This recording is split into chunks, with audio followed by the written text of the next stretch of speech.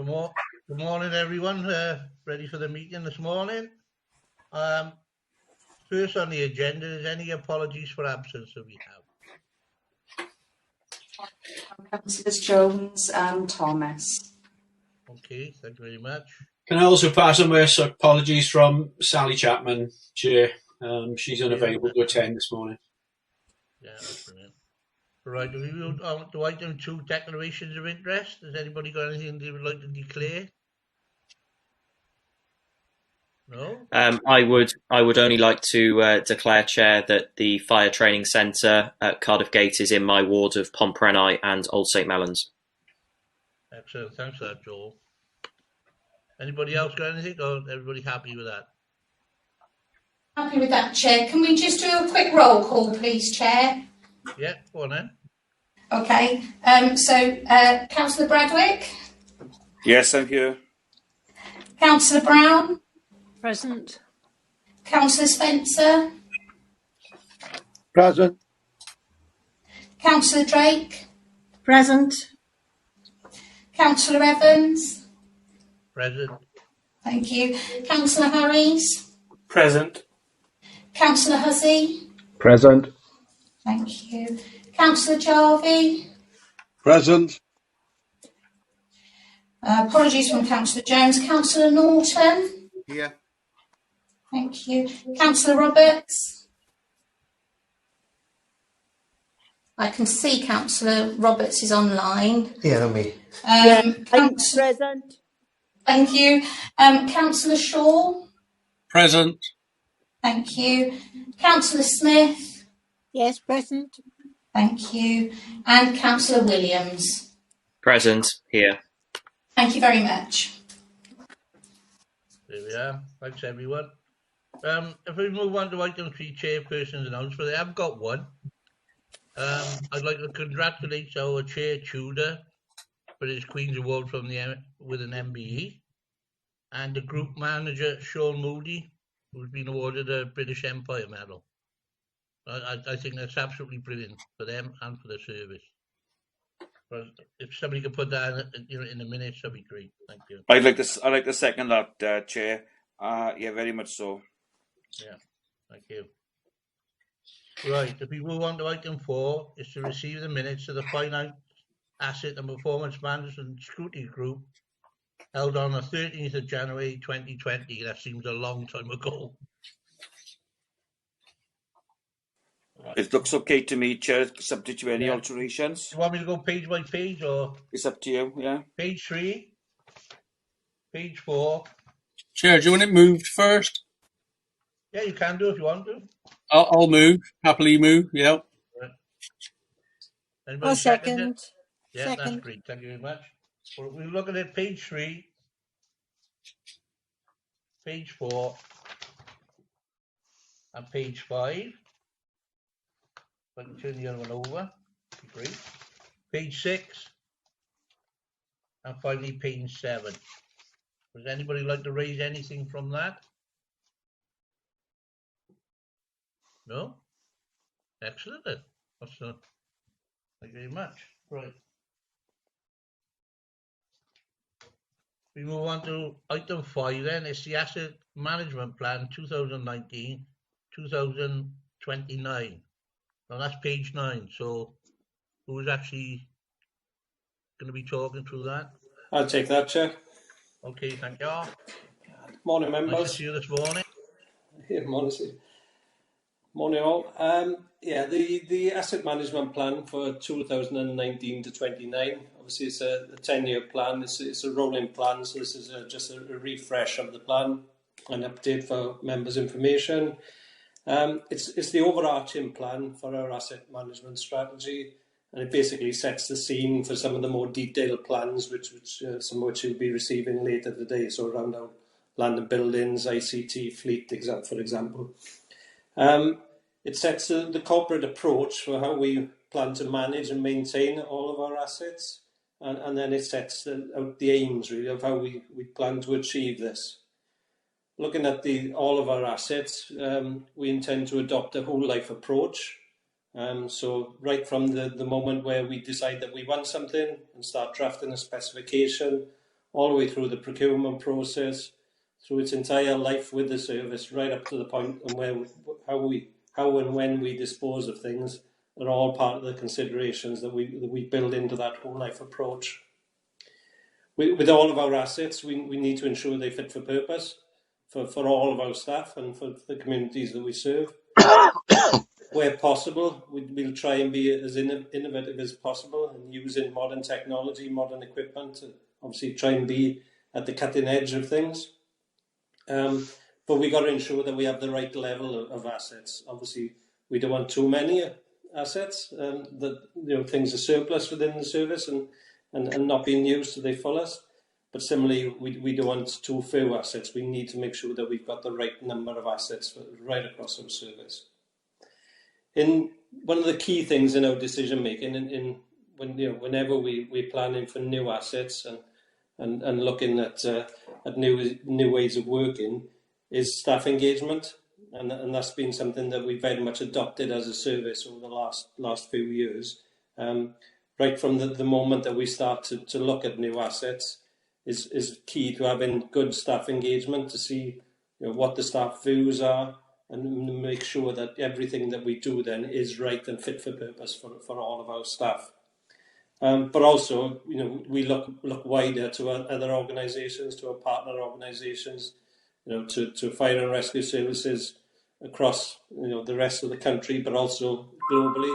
We look for where assets are being used differently and to good effect right across the globe.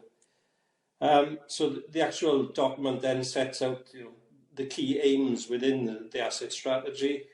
So the aims are looking at putting health and safety at the forefront. Obviously, that's the first aim. So it's key that we got health and safety for all of our staff. Being globally responsible in all the decisions that we make. Obviously, part of the Wellbeing of Future Generations Act, it is key that we have those considerations for the future, not just short-term decision making. All our designs, we've got to ensure that we're not discriminatory in any way, so that they fit for everybody.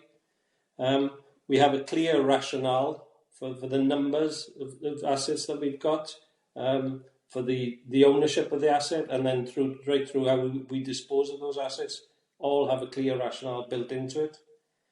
At all stages, we've got to ensure value for money. So from the moment the asset comes into us, the purchasing process, and everyday use of those assets, we must ensure value for money for the service.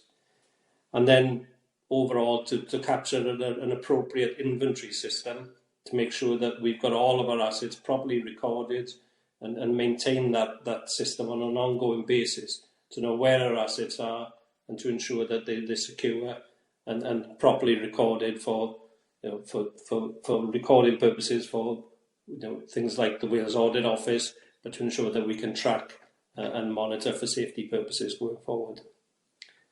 So that basically covers off and sets the scene for the asset management strategy. I'll take any questions at that point, Chair. Val, I can see your hand go up. Would you like to ask? Yes, please. There's a reference to our people, but you know what I think our greatest asset is, and isn't made reference to other than our people, are our staff. Everything else goes to complement them, but without them and their competencies, it all falls apart. So I think they're a great asset, our staff. Thank you, Chairman. Yeah, Chair, we do have a people and wellbeing strategy as well, which will be reported to the HR and Equalities Committee. But I take your point, Councillor. No, I think you are an asset, the lot of you. Thanks. I totally agree, Val. That's the most important asset, I think, to make everything work. Anybody else got any questions? Councillor Shaw's got a question. Please, Chair. Yeah. Yeah, thank you, Chair. Yes, thank you for your report. It's again well received and well designed. My question will probably crop up a bit further down the meeting with other items, but I just wanted to see where the policy reflected the changing landscape, I suppose, with COVID, how that's changed how we work and the equipment and assets needed to work in that way. Thank you. Yeah, I suppose it doesn't actually reflect it, obviously, as you pointed out in this report. But yeah, the management, that's I suppose a given really within the management, how we manage and maintain our assets going forward. So as you rightly say, the devil's in the detail, which will be in with some of the others. But that's really an ongoing challenge that we got in maintaining and managing our assets on a daily basis. So yeah, really, rightly take your point there. Thank you. Excellent questions. Well thought. Yeah.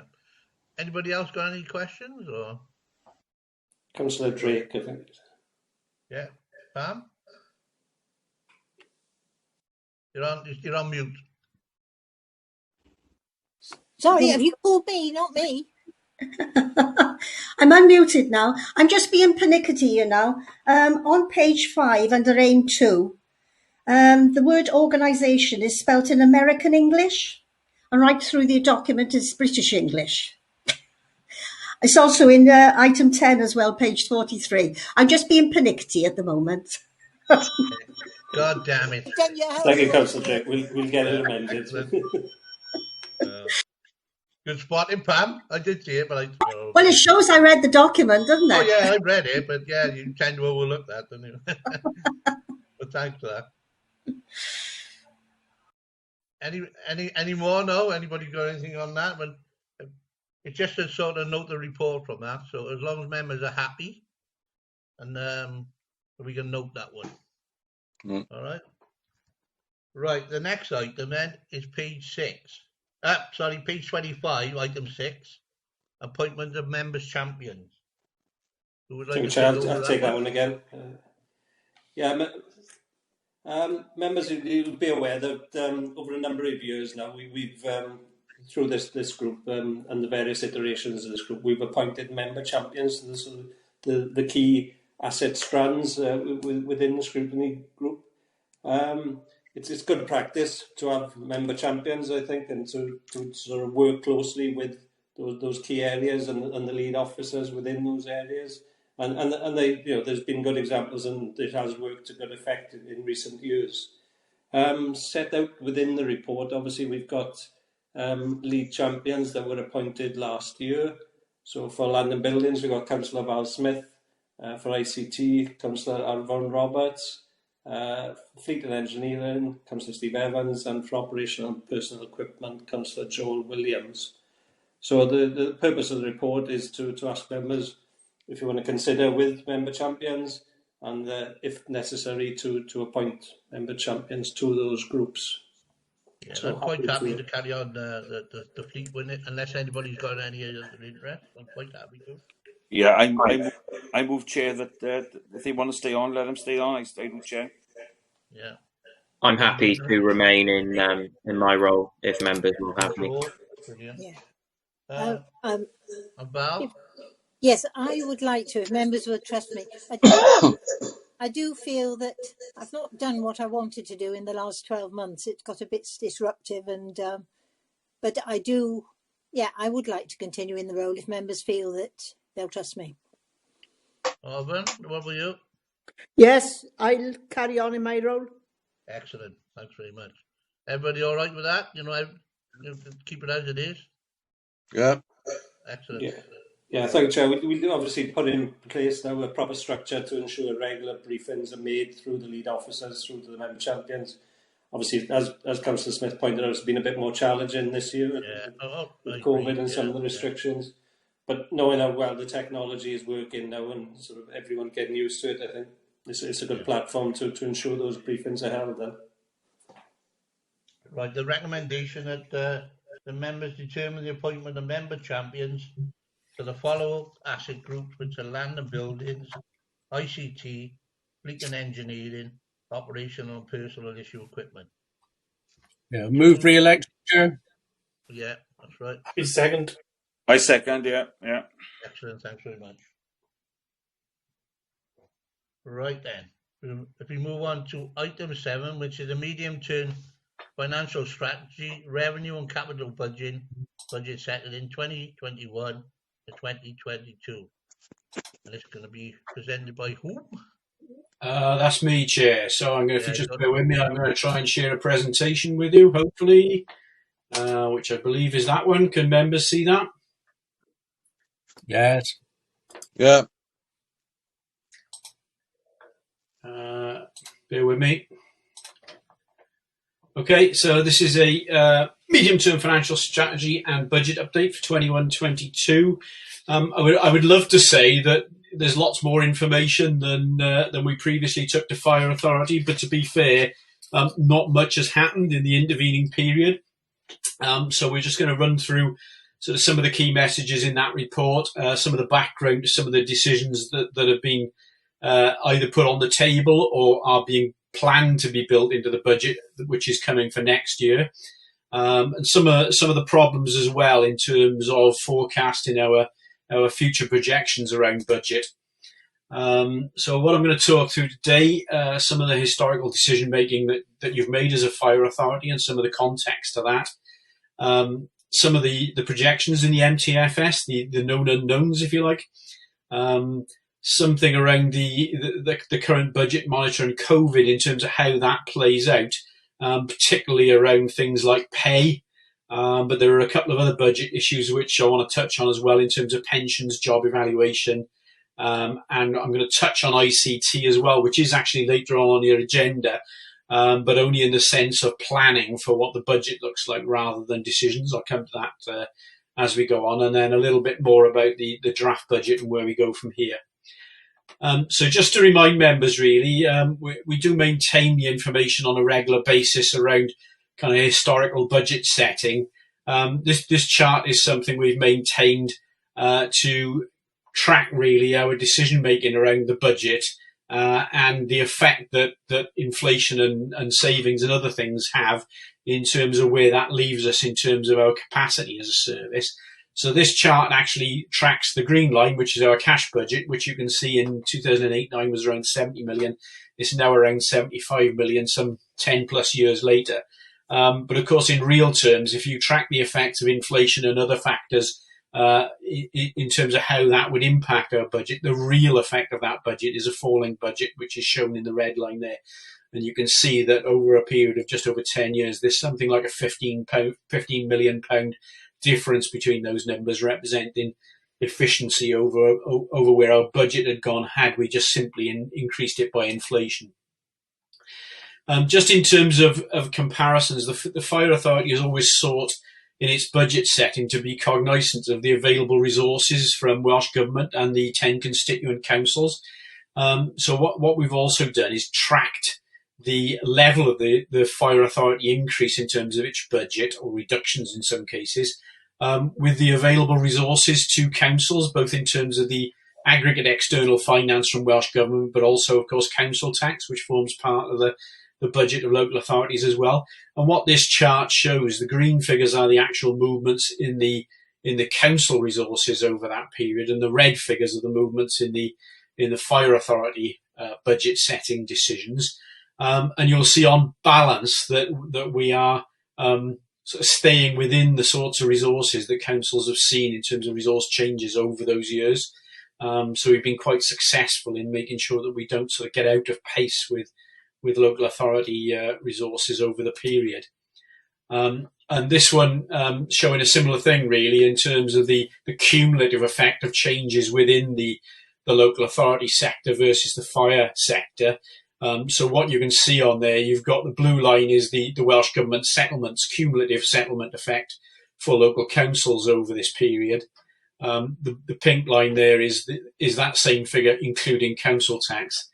And then the red line is where the Fire Authority budget's been going, so it sort of falls between the two.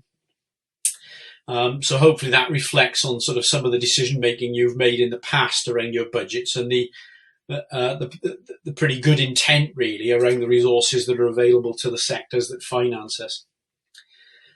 Just looking towards the medium-term financial plan, some of the problems we've got around medium-term financial planning at the moment are obviously based around the current economic situation and indeed the impact and timeframes around COVID, Brexit and other matters.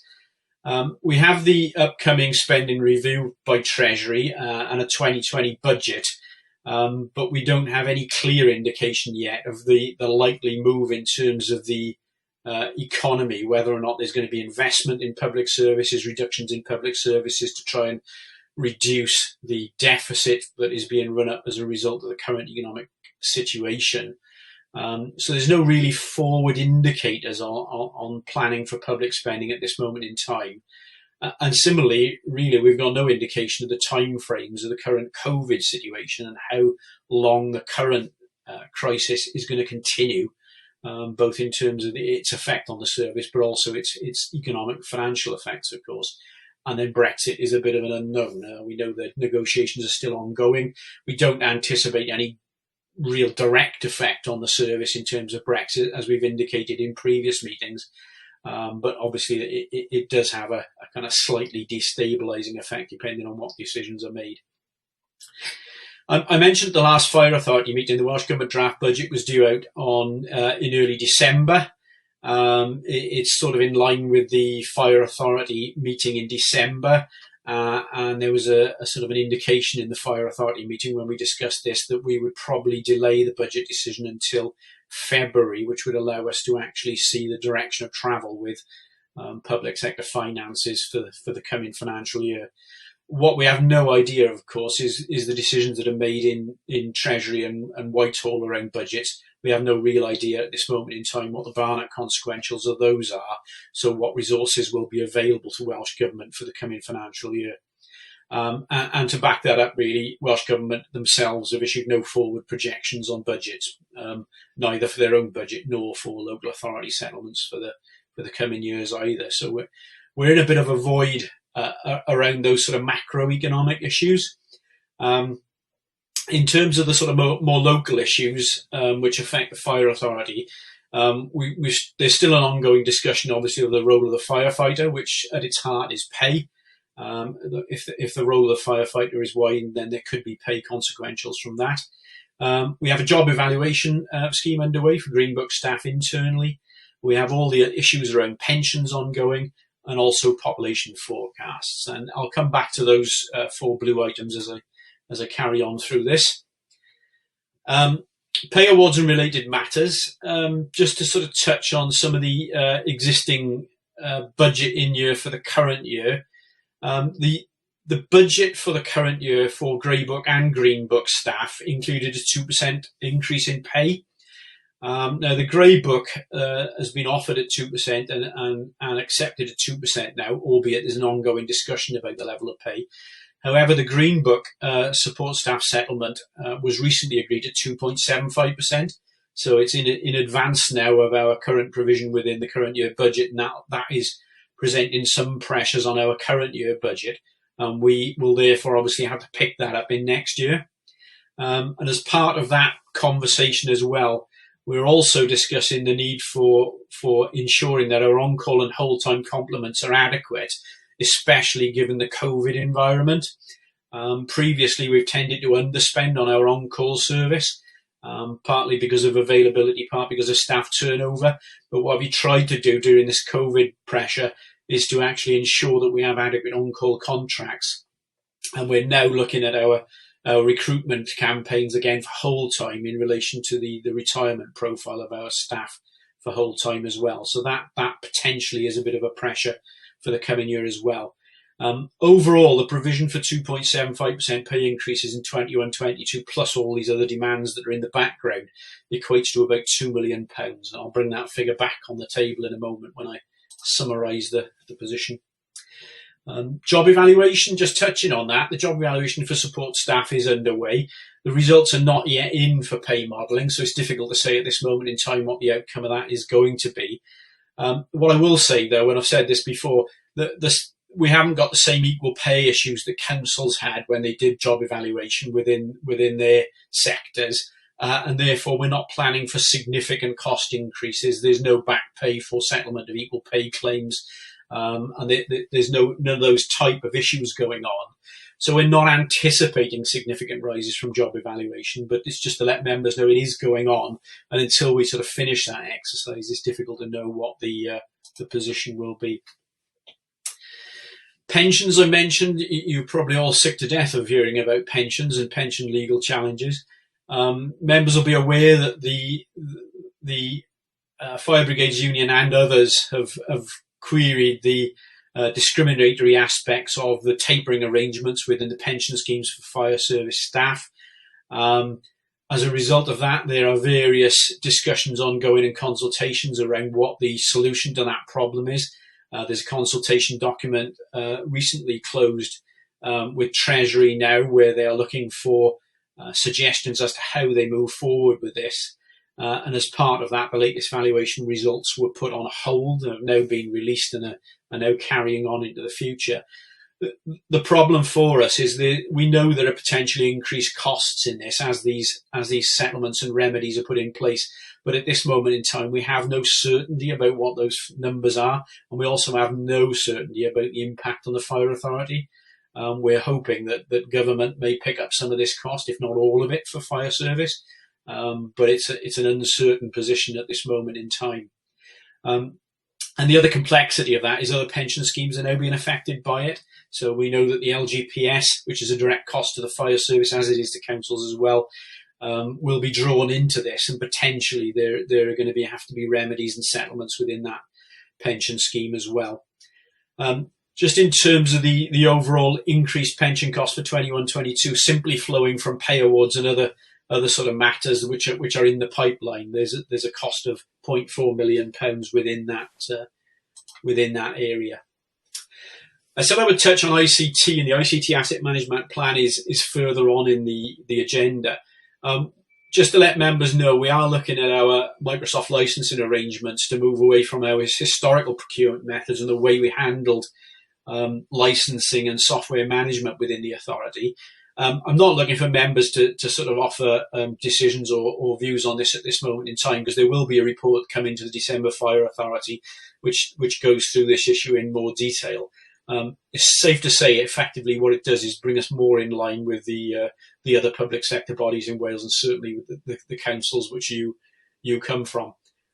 However, there is a cost to that. It's a possible increase of around £0.4 million a year. But the report which comes to Fire Authority will deal with that, and will also look at the alternatives, which are likely to be more costly if we don't go ahead with this.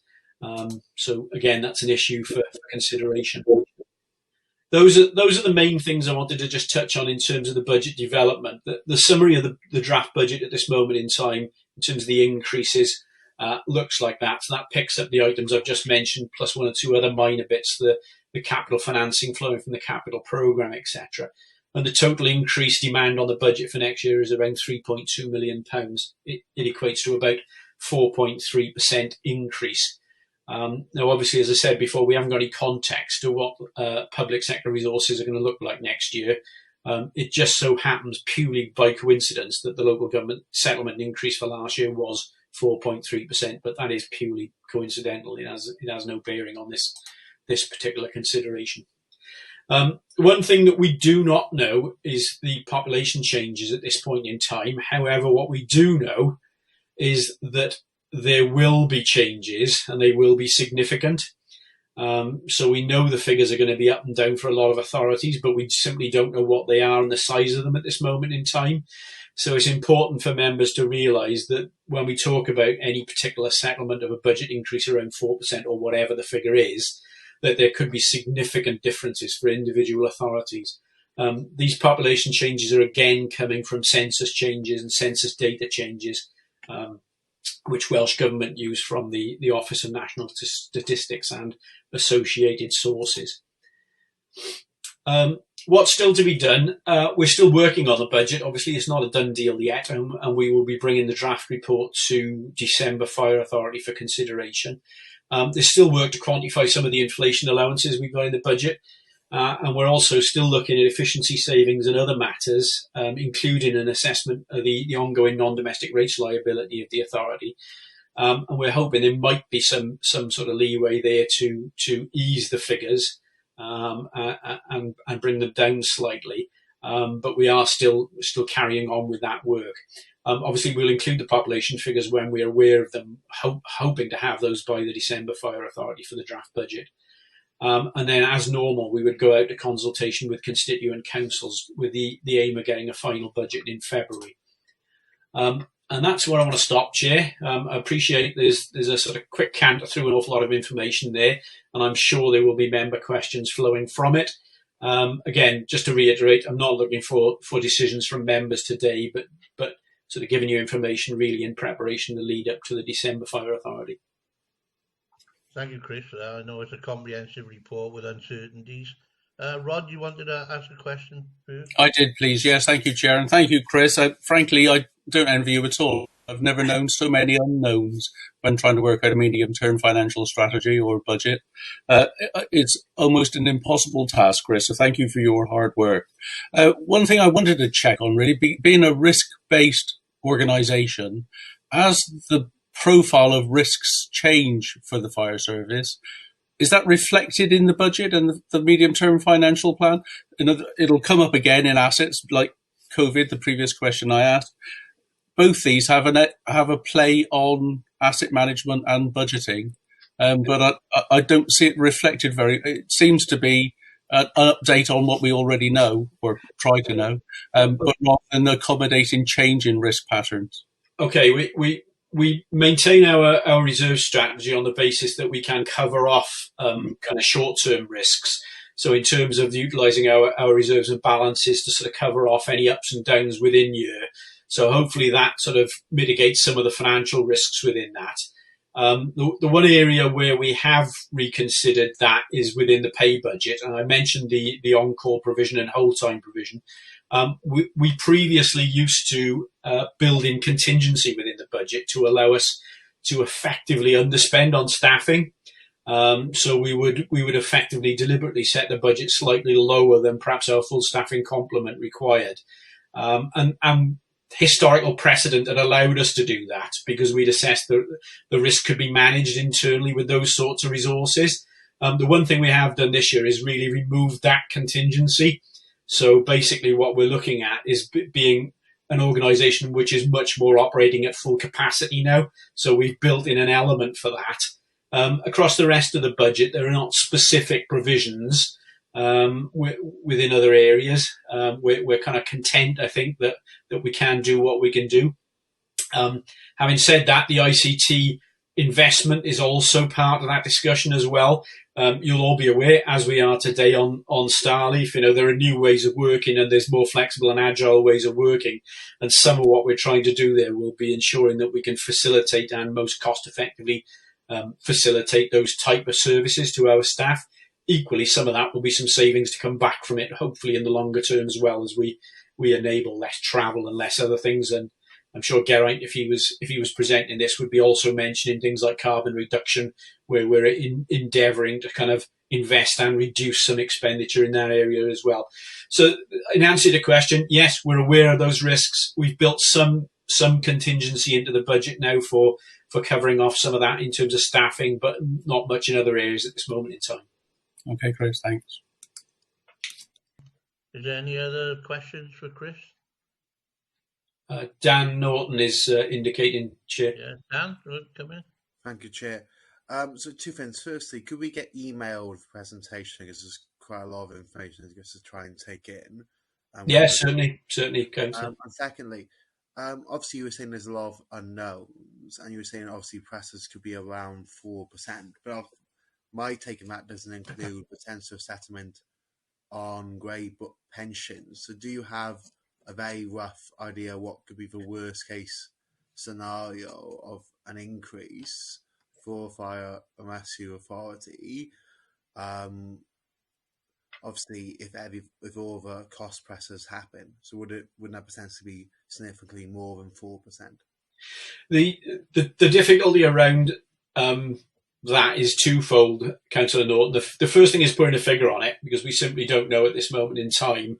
When the end of year valuations were done last time, the indications from the actuaries were that there could be something like a 5% increase in the overall liabilities for the fund. But of course, that doesn't necessarily mean that Fire Authority employer contributions would have to go up by that amount. Two reasons. Firstly, the government underpins some of the cost of the fire pension scheme. And secondly, it's a long-term horizon that we're looking over. So we don't have to put aside money for pensions which might be due in sort of 10, 20, 30, 40 years' time. So it's difficult at this moment in time to put a figure on it for next financial year. And to be honest, with the way the consultation and the remedy discussions and the court cases are ploughing on, I don't think we're going to have any clarity or resolution of those issues anyway next year. So in that sense, we wouldn't provide financially for it if we just don't know what the figure is at that point anyway. So I don't see it as a major issue, but we'll obviously keep a close eye on it as it unfolds. Val, you've got another Please. question? Yeah, reference to the on-call numbers. What percentage of staff have we actually got at the moment? You know, we're not 100%, I know. And farther on, there's a reference to the new training. Well, COVID might affect that, I don't know. So what percentage have we actually got of officers on the on-call numbers? And the other question, how's the job evaluation going? What sort of percentage have we actually worked through of staff? Okay, the first I can't answer from a financial perspective. I don't know. I can't see who's in room 8 to know whether there's anybody operational who could offer a view on our current levels of on-call cover. Yeah, is there anybody in? Yeah, I'm here, Chris. Perhaps somebody. Somebody's there. Then I was going to say other than that, they can put that out to members later. Things it seems in. It should automatically zoom. No, it's not. Hold on, 2 secs. Don't worry, it's all right. It's a question that can be answered if we come along. It doesn't matter. Right, is it? Speak now. It should zoom. It should zoom in. Hello. Yeah. So, Councillor Smith, our availability numbers are very high. I think we report these to Fire Authority. I think on-call stations, they're about 90 odd %, which is very high compared to the rest of the UK. In terms of our whole-time recruitment, obviously. We're running low at the moment because we have a number of firefighters waiting to pass out and graduate before Christmas. But then we should be back up to full establishment around January. Yeah. So can I follow up with the on-call? Okay, you say we're up to 90%, that's fine. Are they tied to, there's a flexibility, obviously. For example, in my local fire station, I found somebody from Caldecott actually covering, which incurs expense travelling and whatever else. And I know it's difficult to attract. So majority of people, are they sort of attached to one station or are they flexibly moving around all the time to ensure the cover? Yeah, so essentially when people are on call, it's because they live within a 5-minute journey time from that station. With whole time, they move across to provide cover across South Wales. But we also have a strategic reserve, which means that where on-call appliances drop below minimum, rather than taking the appliance off the run and it not being available, we get people to go there and fill out the shortfall. One of the things with regards to COVID was for the on-call staff, because they might have issues in their primary employment, we gave them the opportunity to increase the size of their contracts, which has meant a greater availability on-call stations, but it's also meant that historic underspend we would normally have from churn of staff on the on-call has dried up, as Chris has explained, I believe. Yeah, no, it's all right. You've answered my question. What I wanted to know in my mind. Thank you. That's fine. And how's the job evaluation going? What percentage have we worked through? So job evaluation, I don't know if we've got anyone from HR. I'd say we've completed the initial scoring. Yeah. So everyone has had an interview regarding their post, or not everyone, but we've batched certain posts. Well, so we've got that hierarchy around where people's job weights sit. So those who have the most responsibility down to those with the least. And I think what will happen now is there'll be a bit of quality assurance that goes through that to make sure that looks and feels about right. Then I think the next stage of that will be to start to put a cost or an amount of money on each grade and then to work out how that looks across the service. But I think it's gone down very well thus far, the job evaluation. But as always, the devil's in the detail, and it'll become far more emotional when we add figures to points. Yeah. No, I consider you've made very good progress on that. So thanks very much, Richie. Thank you. Okay. Is there Chair, any other Chair, if I questions? can add, I've just managed to pull up a report on the on-call availability, which was done for the first 6 months of the year.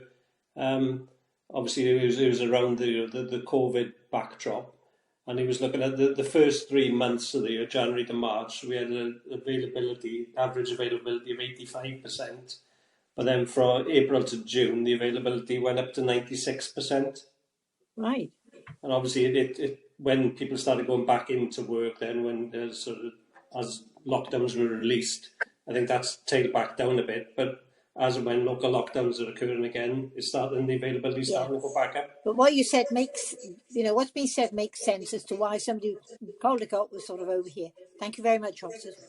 Yeah, sorry, Councillor Smith, one of the biggest challenges we have, as you'll be aware, is Ask Station in terms of recruitment for that, because again, the numbers of people living in that area that would maybe want to be an on-call firefighter, there's not a great supply in the community. So one of the things we're trialling to do that is increase that turnout time, where I said it was normally based around a 5-minute turnout, to extend it to 8-9 minutes, so we can get more people. So the Little Mill area, for instance, people living there being able to go on call. Right. Thank you very much, Rich. Thank you.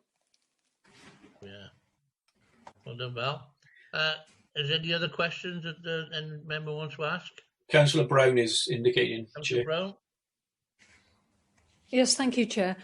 Just a couple of questions. One, because we've been discussing job evaluation and just wanted to make sure that that will be looked at in terms of making sure that it improved the situation with regard to gender gap and didn't make it any worse. And the second question really was about just asking for an explanation as to why there was an expected increase in the capital side, because I would have thought during this particular period then some projects have been a bit slower than normal. Thank you. It is one of the areas, Chair, where we're still working. Obviously, it reflects the currently approved capital programme in terms of our intent to spend. There have been reduced levels of capital spending in last year, and there is an element in the current year. So we're in the process of assessing that, Chair, and we will be bringing that back as part of the final budget proposal in terms of hopefully an up-to-date figure. Thank you. And on the job evaluation side, I don't know who would answer that. I think that issue has been raised previously, Chair, and I think some of the sort of validation process that I think Richie Prendergast just referred to will be looking at to ensure that the outcome of the job evaluation does not impact adversely on the workforce in that way. So it has been recognised. Thanks, Chris. Okay, you're happy with that, Louise? Yeah. Yes, thanks. Okay, thank you. Any other questions for Chris? No? No? Well, if we can note the report that Chris has given today, members happy with it, If there's any other questions, Chris will answer that at any point, if you want to email him or if there's anything you want to ask. All right. So if we move on to item 8, which is the Scrutiny Committee Reform Proposals, page 29. Chair, thank you very much. I've inherited this one from Sally. She's asked me to present the report. I'm just going to ask who's going to. So I will take you through it. I don't know whether there's any coincidence between her being not available in this report, but I hope not. The Fire Authority AGM on the 8th of June requested that a set of proposals be developed around reviewing the scrutiny function within the authority. And this really is the sort of initial phase of that, with a report to yourselves to look at options and how we might develop the scrutiny function within the service. Members will be aware from their own sort of authorities that within local councils there's statutory provision for overview and scrutiny committees in order to provide the scrutiny function within their areas. There is no such statute which requires fire authorities to do the same. However, the national framework encompasses a requirement that fire authorities are ensuring that their arrangements for governance encompass challenging performance. And I think an element of that obviously is clearly the overview and scrutiny function.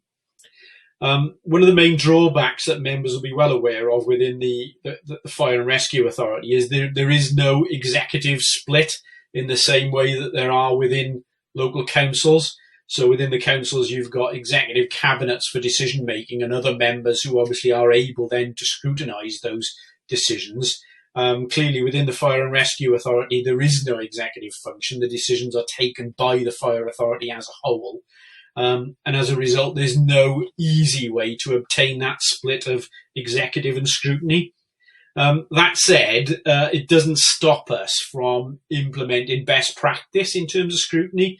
And the report highlights the document which Audit Wales produced in paragraphs 2.4 to 2.7, and just takes members through really some of the key elements of scrutiny which they've highlighted as best practice, particularly around engagement and ensuring that topic selection for scrutiny is not an internal process. It's something that happens with the engagement with external partners and stakeholders as well. That stakeholders and other experts are involved in the scrutiny process. There's an element of diversity in terms of the groups and the individual people who feed into that scrutiny process. And also that there are different communication channels considered, not just your typical meeting, but all the usual sort of social media and new ways of communicating to ensure that there's engagement and involvement in the scrutiny process across a wider person base. And the table in 2.7 there highlighted some of the key issues within the scrutiny process around ensuring that best practice achieves better outcomes, better decisions, and better engagement. So they're all really part of the same themes in terms of ensuring that scrutiny functions in the best way to get the best outcomes, both in terms of the scrutiny process itself, but also in terms of obviously how that information then flows back into the service and helps us improve and move on with our services. In terms of the models of scrutiny across the country, there's no real consistency across sectors because some sectors have statutory provisions for scrutiny and others don't. And indeed, in fire authorities themselves across the UK, because of the numerous different models of governance and organisational structure for fire authorities, there's no consistent methodology for scrutiny either. However, within Wales, there is a consistent approach. We're all set up pretty much the same in Wales in terms of the way we operate from a governance perspective, and the scrutiny arrangements are broadly similar across the three fire authorities currently.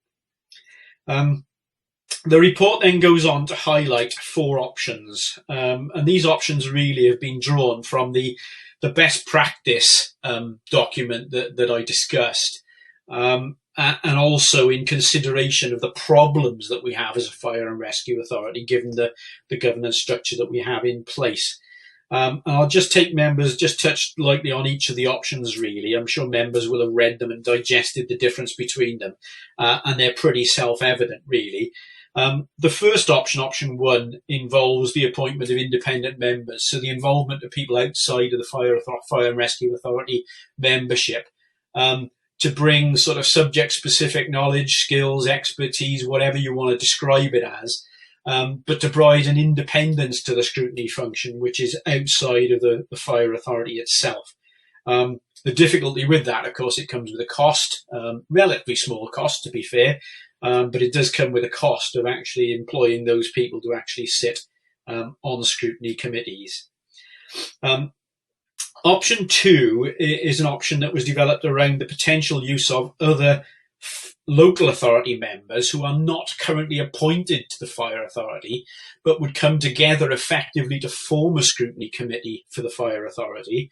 These members could be cabinet members, they could be leaders, deputy leaders, whoever you want to sort of select really.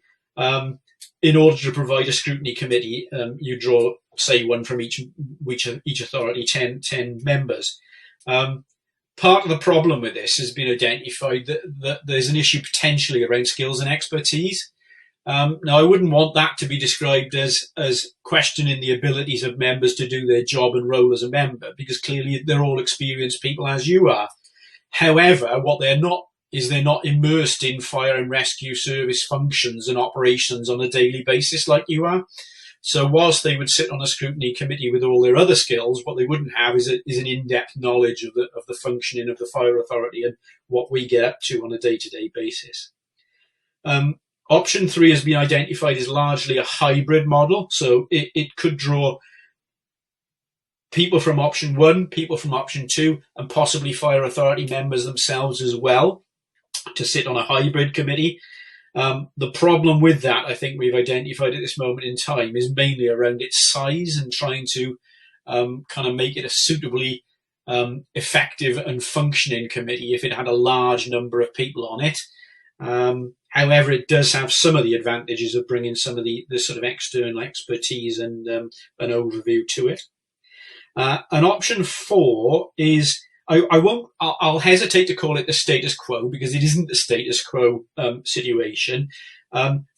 What it looks like is basically maintaining the fire and rescue service overview and scrutiny function as an internal function drawn from fire authority members, but changing slightly the committee structure of the fire authority and the associated membership to ensure that we have got members who perhaps don't sit on the other key committees, so they are to that degree independent of some of the main decisions that are being made within perhaps the FAPM or HR and Equalities committees of the fire authority.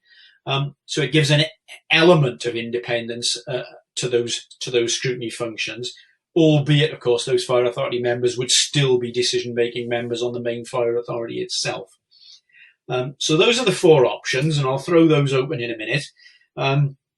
Just to talk about the terms of reference, I mean, some of the views that the report seeks around the terms of reference is trying to pick up some of the other elements of best practice identified earlier in the report, which is to ensure that wherever possible, the Fire and Rescue Authority overview and scrutiny topics are selected with engagement from other partners, so we don't self-select. It's quite an important issue, really. Obviously, if you are scrutinising yourself, the last thing you want to be doing is also picking the topics that you're going to scrutinise, because otherwise you end up in a situation where you only scrutinise the things you want to scrutinise, and they're perhaps not the challenging things. So one of the things we're looking at in terms of reference is to ensure that topic selection does encompass the engagement of others, other partners, other stakeholders, the wider public as well. To ensure that the terms of references can pick up other wider thematic areas. So rather than looking at very specific and narrow areas of fire authority functioning, so for instance, we look at the purchase of fire engines, which is quite specific to the fire authority, we would look to do more thematic reviews. So it picks up the wider challenges around things like carbon reduction, which are perhaps a much bigger issue, not just involving the fire authority as well, but involving other partners and other aspects of the wider community, which inevitably takes it wider than the current FAPM remit, which is quite specific in terms of the existing group. So that's all I want to say on the actual body of the report in itself, Chair. It's kind of an open report in the sense that the 4 options are identified, and the recommendations are that members actually feed back on which option they would wish to see taken forward, but also to ask members if they're content with the changes to the terms of reference in terms of taking this forward. The detail will be worked up, and it will come back to Fire Authority in December with a final recommendation. So again, we're not asking for decisions here today from this group, but what we are looking for is a steer from members about what they think will work and what they think won't work, and hopefully which of those options is the best one to take forward. And anybody got any questions? Chris may be able to answer. Councillor Norton is indicating, I think. Chair? Thank you, Chair. Thank you, Chris. Yeah, my personal steer would be that we would go down a hybrid model, but a hybrid model of members. So you would have members who aren't on HR and Quality and members who aren't on Finance Committee with independent members. Reading through the report, and that's not really mentioned in too much detail as an option. I think that's probably the most workable option. Which would obviously give us some more independent scrutiny, having members who aren't members of a fire authority on there, but you would also then still have the democratic link as well. So that would be my preferred one. My issue with if you had cabinet members from outside from the 10 local authorities would be attendance more than anything, because obviously when we've tried to get cabinet members to attend the authority before, because they're very busy with obviously their own local authority work, that would be an issue. Or even if they chose to pick committee chairs, then that would be an issue, would be around attendance, particularly that you would only be asked to attend a couple of meetings a year. So I would be in favour of having our current membership, well, not our current membership, but members from the authority with independent members, who obviously aren't on finance or HR inequalities. Okay. Councillor Bradwick's trying to come in, Chair. Yeah, coming in, Steve. Yeah, thank you ever so much. I don't agree with any of them, to be honest, but the only one I do agree with is the hybrid one, which Councillor Norton said. Regarding for the 10 authorities, that would be to me, that's a non-starter from the beginning, and I mean that totally, a non-starter. Number one, so it's only the hybrid I would like. I would like Sally to come back with a more detailed analysis of that. I think that could be a better way for us. And yeah, I look forward to seeing that report. But I would knock up the other three. I would just for the hybrid one. I think so is the way forward. That's my own personal view. Can I just clarify that, Chair, in terms of Councillor Norton described a hybrid with fire authority members and independents. Is that the same thing you were referring to, Steve? Yeah, I would go, Chris. Yeah, I think so. It's sort of an option 3A, if you like. Yes, yeah.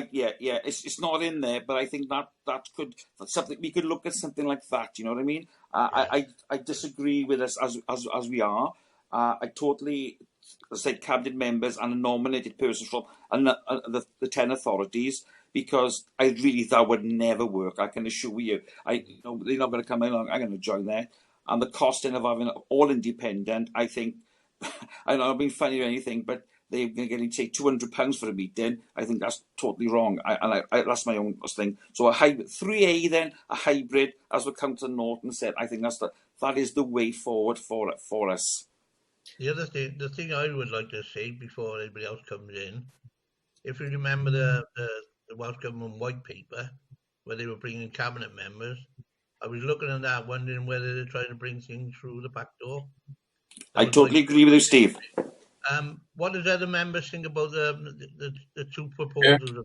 Can I just say, Steve, I totally agree with you, Steve, on that one as well. Definitely. If Welsh Government see us doing that, they say, "Whoop, they're opening the door for us." Yep. Councillor Shaw has indicated Chair next. Yeah. And then Thank you, Chair. Thank you, Chris. Yeah, oddly, I do agree with both the previous two speakers, but it's a question of emphasis. I would call it 4A rather than 3A, because it's important. It is fire authority members. It's important they don't sit on other committees, because you can't be making decisions and then scrutinising your own decisions. But the option to me would be to have an option of expert witnesses or expert members of the panel invited for a specific reason, if you like.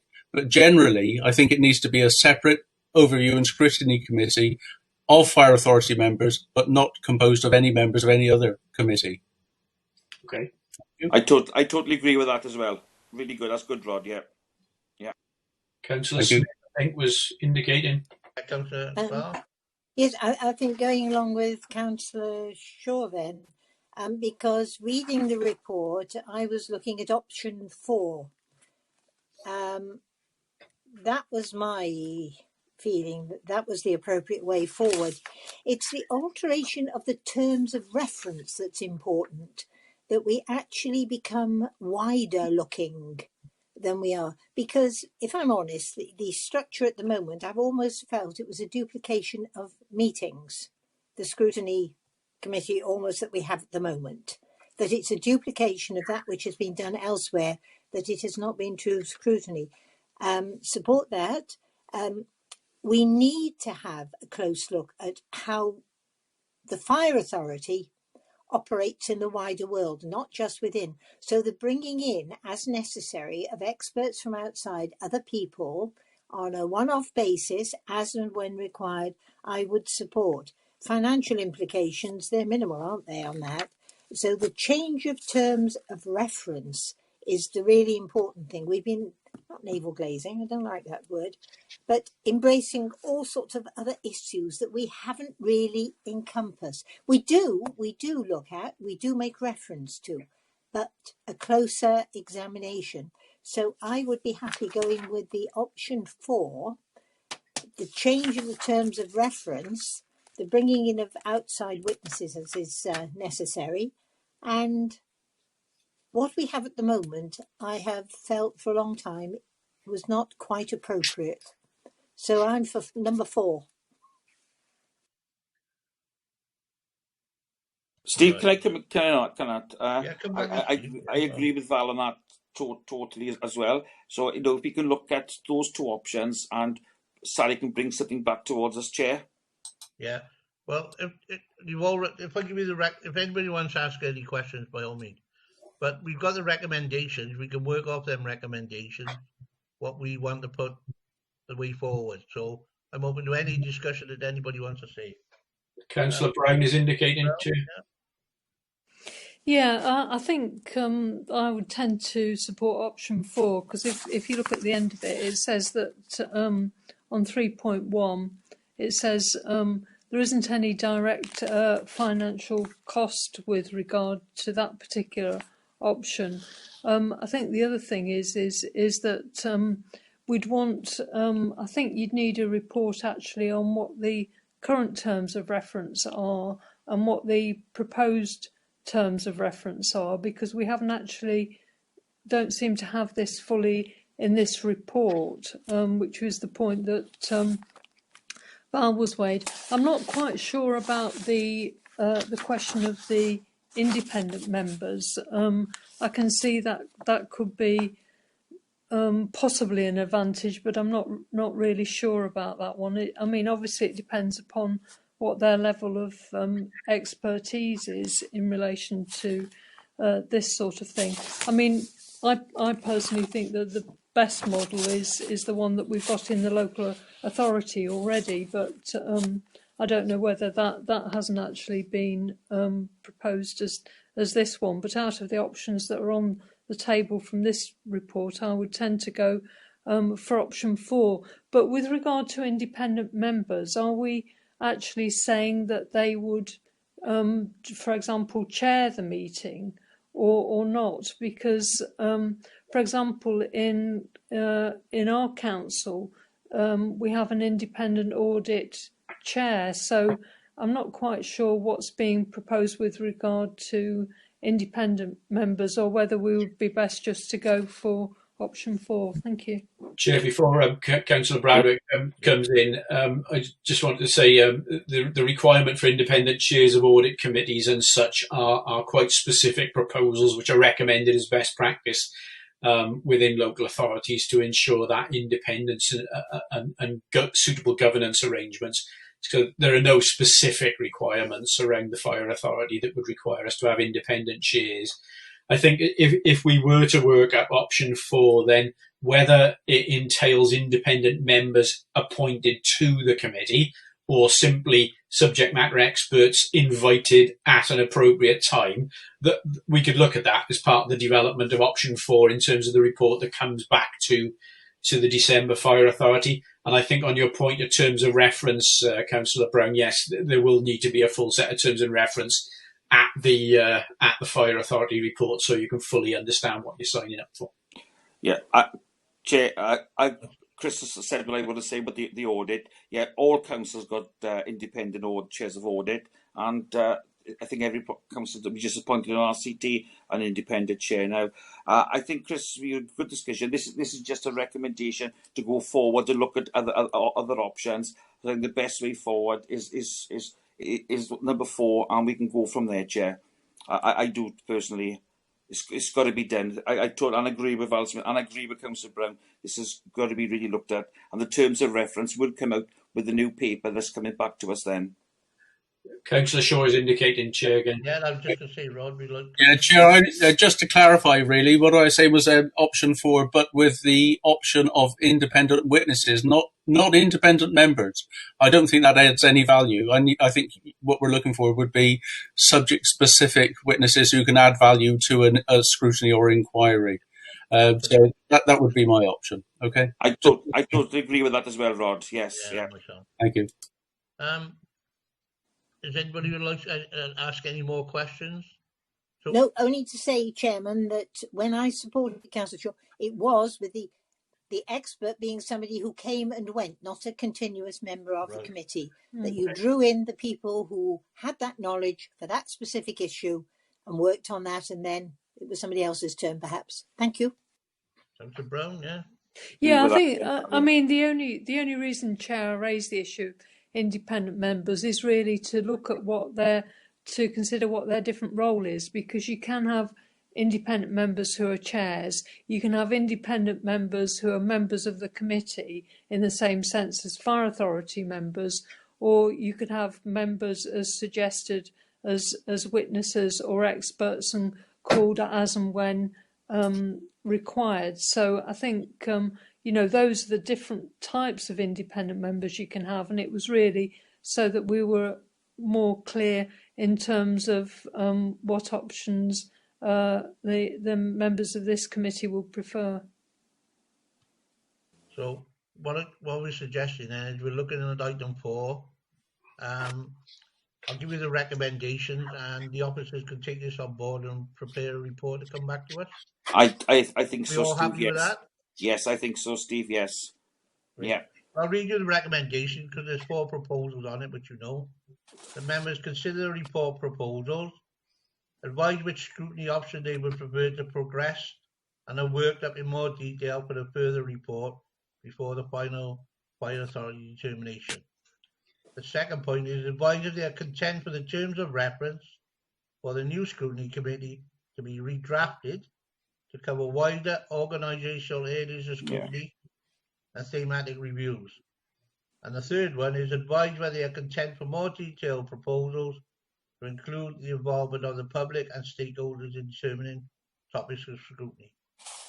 And the last one is advise for any further factors that they wish officers to consider in preparing detailed proposals on the preferred option. I think we've done that quite comprehensively, and I think so. The excellent way forward.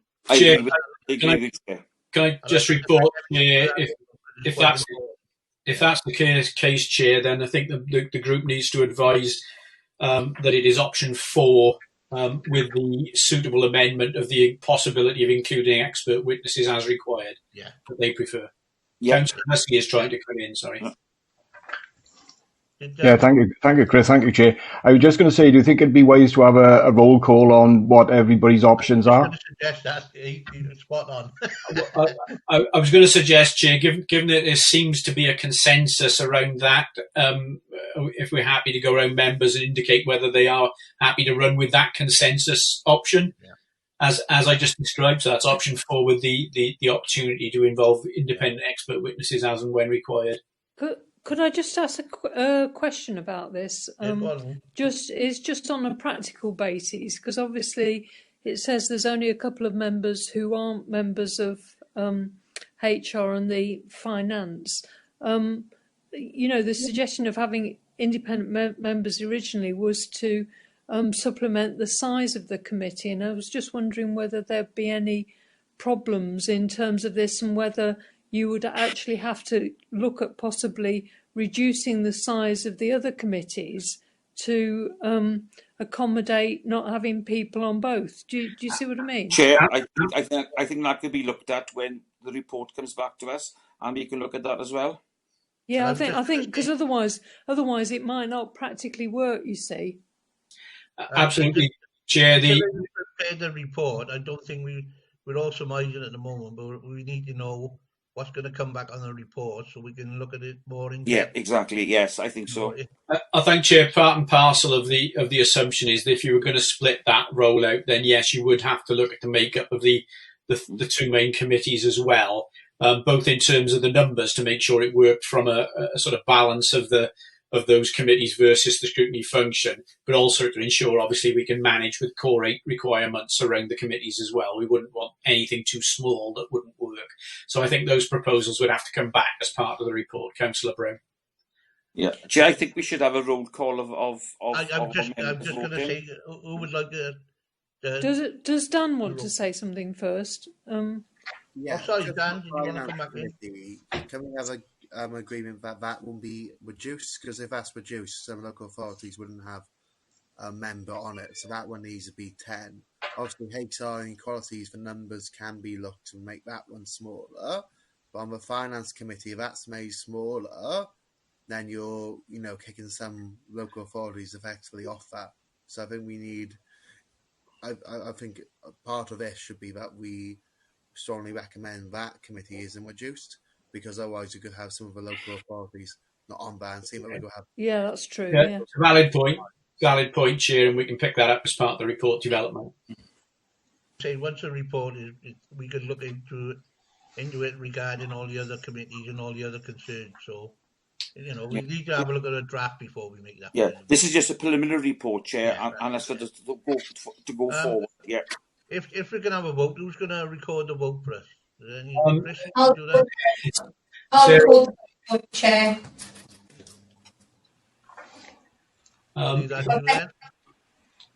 Yeah, so if we go through each member, so for those that agreed proposal, that recommendation, Councillor Bradwick. I go for option 4 with the recommendations. 4 plus recommendations, thank you. Councillor Brown. Option 4, and obviously taking account of the discussion. Thank you. Councillor Drake. Option 4 with the amendments and as under the discussions we just held.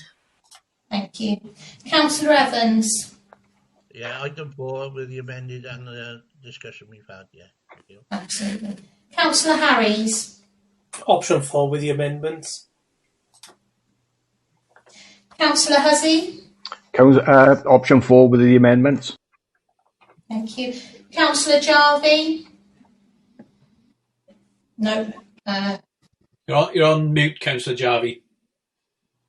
Sorry, I agree with all the previous members.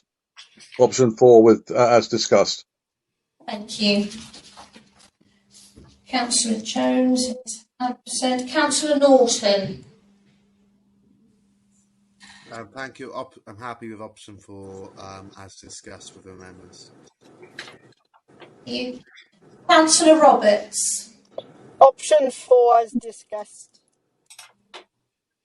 Thank you. Councillor Shaw. Option 4 with the amendments discussed in this meeting. Thank you. Councillor Smith. Option 4 with the amendments discussed. Thank you. Councillor Spencer. Yes, option 4 with the amendments. Councillor Thomas isn't here, and Councillor Williams. Option 4 with the amendments as discussed, Sarah. Thanks. Thank you. Now, by my records, thank you, I've got everybody's vote recorded. Can I just double check with members that everyone's recorded their vote? Yeah? Yeah. Brilliant, thank you. Yes, thank you for that, Sarah. And thanks, everybody. That was a good discussion about that, actually. Chair, I'm not leaving. I'm still here. I've got to go to the kitchen in a minute. Not if you think I've left the meeting, but I got it on loudspeaker so I can hear everything that's going on, okay? All right, yeah, no worries. Okay. We'll move on to the next item, Steve, all right? Yeah, okay. We move on to item 9 then, a review of property strategy, budget and planning assumptions, and progress against the plan, and consideration of sustainability and environmental issues. That's page 39. Who's taking that one over? Is it myself, Chair. Who's taking that one? Yeah, I'll just share my presentation. You want to turn your microphone off? Oh, yeah.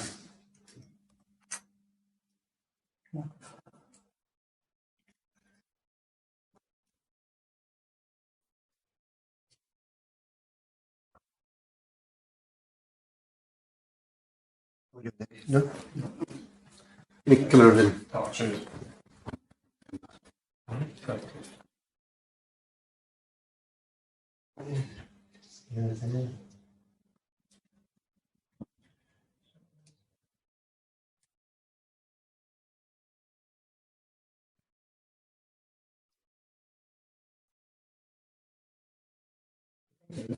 Thanks, Chris. No problem. Morning, Chair, members. I'm just going to run through an overview of the property strategy and give a bit more detail behind the property budget. So if we start with just the context, first of all, this is the property assets we're currently holding, and they've got a value, an asset value of about 66 million at the last count. I've included this year the number of co-locations we've got, because this is obviously a shift in how we're holding our assets. We've now got 10 co-located sites, and they're a mixture of hold time and on-call. And obviously we expect to see that figure growing, but that's the current picture, with no vacant assets and currently no surplus assets. If we move on. So this is just a very quick overview of the property strategy. This mirrors exactly what is in the overarching strategy, to make sure our assets are being used as efficiently and effectively as possible. And they're very broad terms, and there's a lot contained within them. The key drivers, as ever, are the condition surveys, which show us where our priorities are, and we always prioritise any sort of works in our buildings in terms of health and safety and operational need. The other drivers include operations and what they require from their stations to ensure they're fit for purpose, and also any change in legislation, particularly around compliance and best practice guidance. So what we do then, we translate that into the various sort of key work streams. And again, is making sure our buildings are fit for purpose. And that is where we see the significant impact on the budgets. We've got a reactive budget and a capital budget.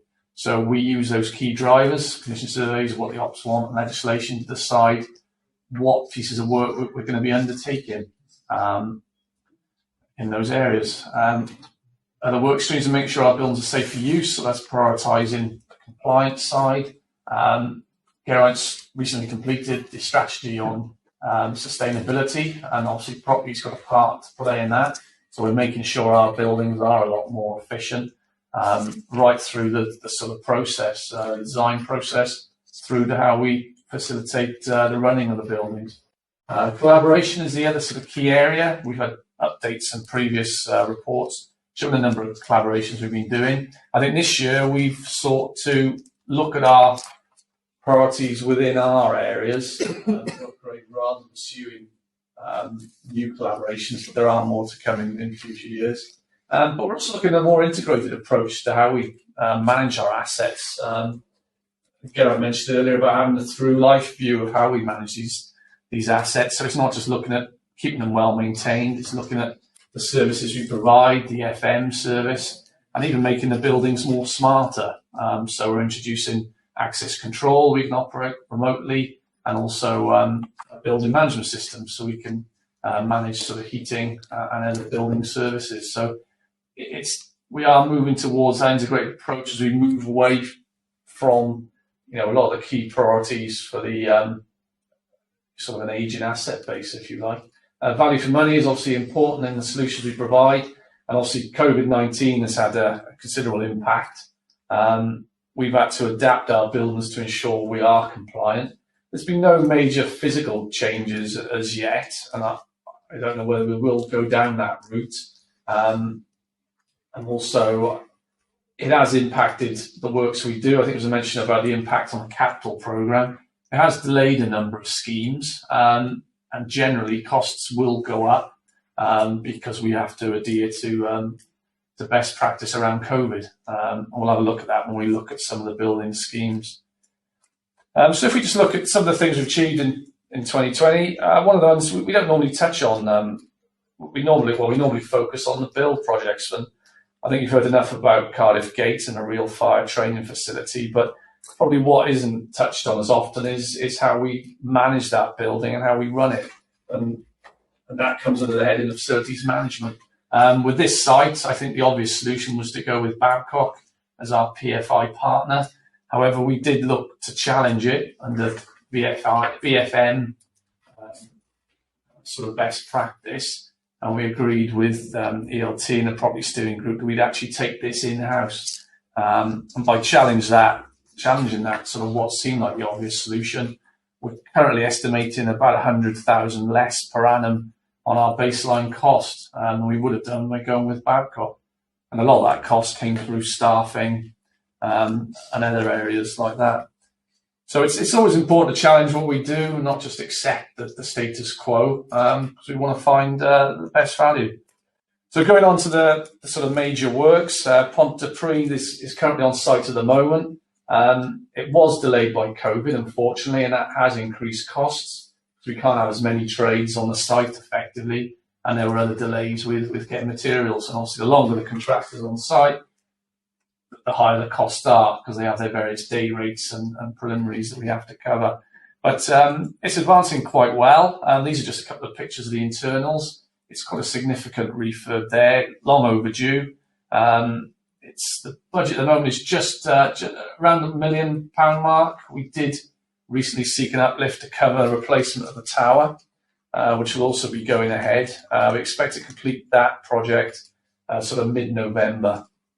And that's it's a key significant site which we need to provide solutions to. These are some of the other ongoing projects. Tonopandi should have been on site, but again was delayed, and we're starting there this week. That'll be completed probably May of next year. It's a similar type scheme to Pontypridd. It deals with a lot of issues, mainly around the site being fit for purpose. So again, we're taking a lot of guidance from ops about what we need to address there. USAR, we're also, at the moment, we're not on site at the moment, we're looking to upgrade their facility at Whitchurch. That'll be funded by Welsh Government.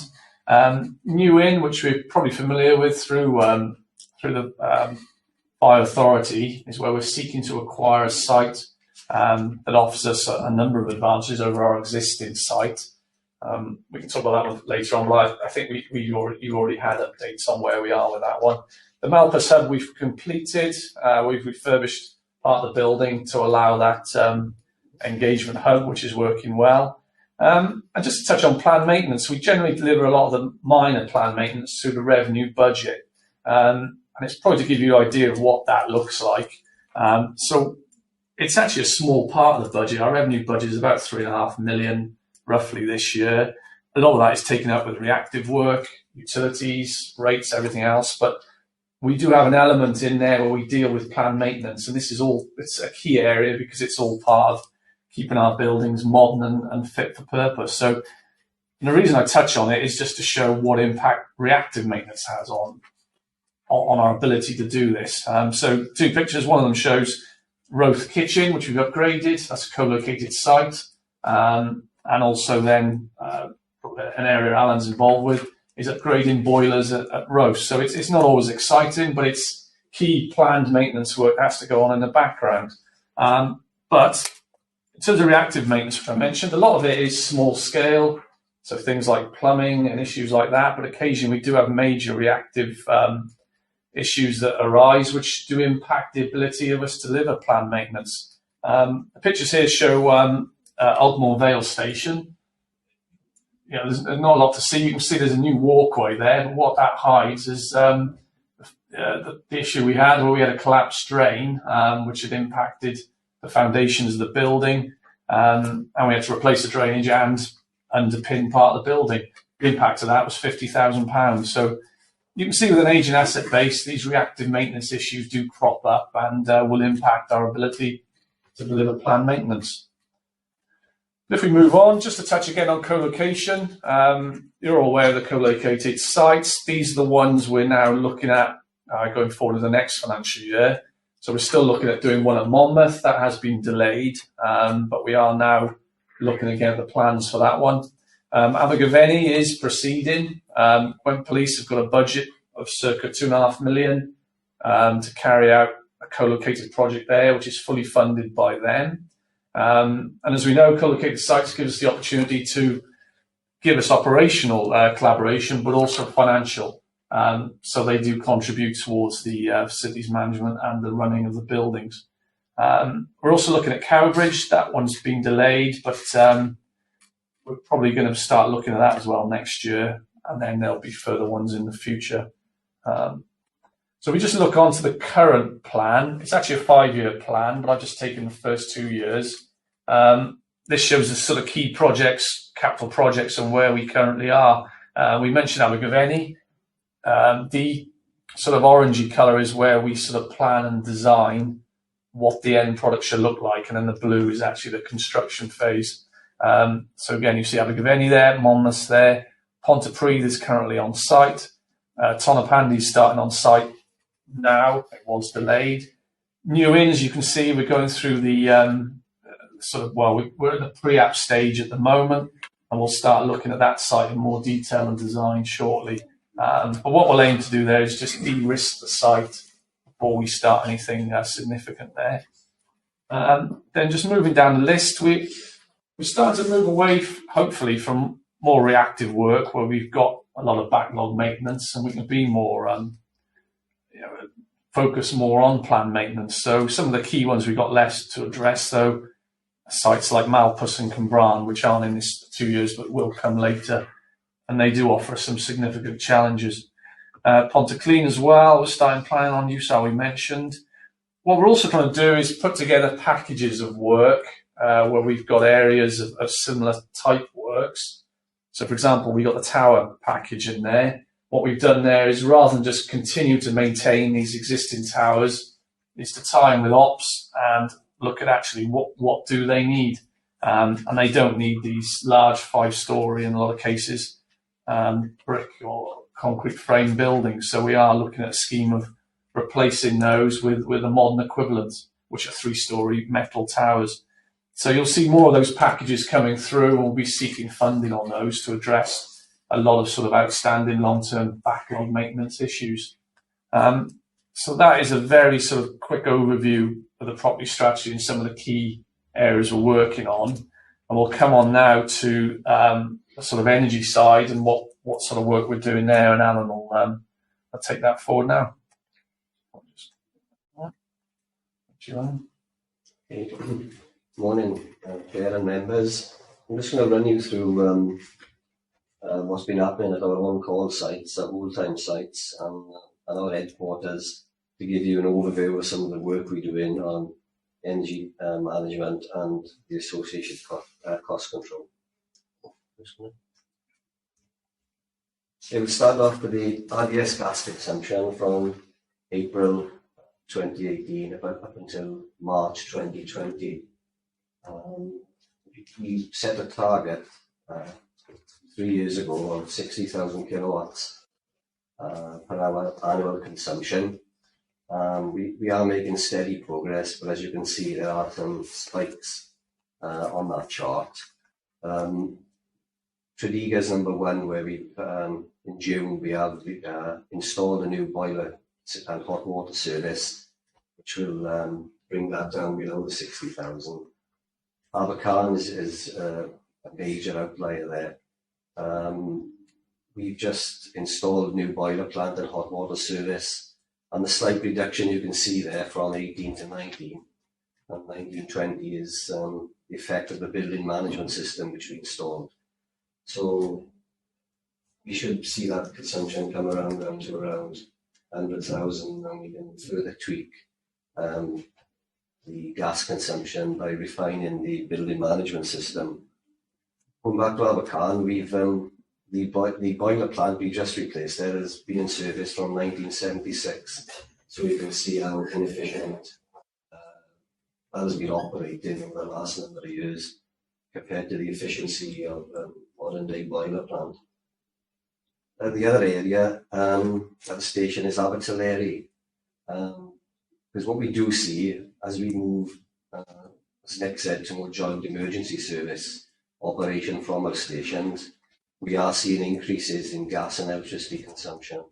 I'm sure Nick recharges these other services for the use of our sites. The areas I'm looking at going forward, Cowbridge, Pontyclean and Caldicot, they'll be under investigation during the next couple of months, and to see what we need to bring those figures down. Yep. Yeah, if we look at the whole time, straight away your eyes will be drawn to Malpas. Again, for this area, of full-time stations. We've set a target of 200,000 kilowatts per station.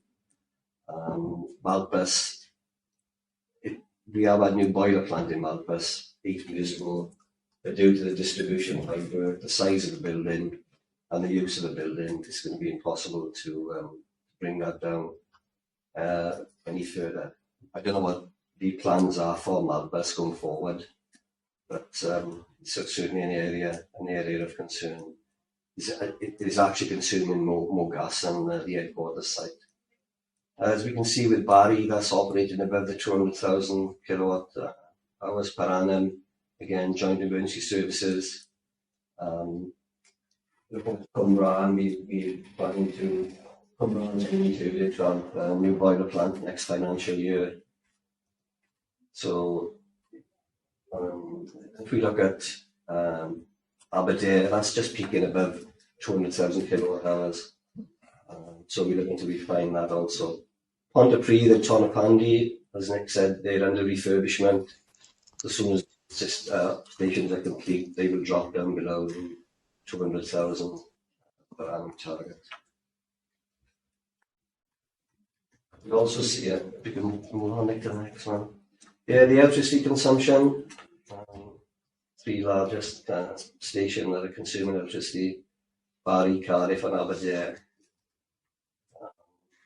For the rest of the stations, BMS system has been installed across all our real-time stations, and we can see the gradual reduction of electricity, obviously in association with the LED lighting program that we have installed. Cardiff and Aberdare consume so much electricity because the amount of cook they've got in there through air handling systems, air conditioning systems, which was part of the original design. Next one. This is the headquarters site. I'd like to draw your attention to the April figure, which is highlighted at 67,450 kilowatt hours in red, and the March figure, 73,607.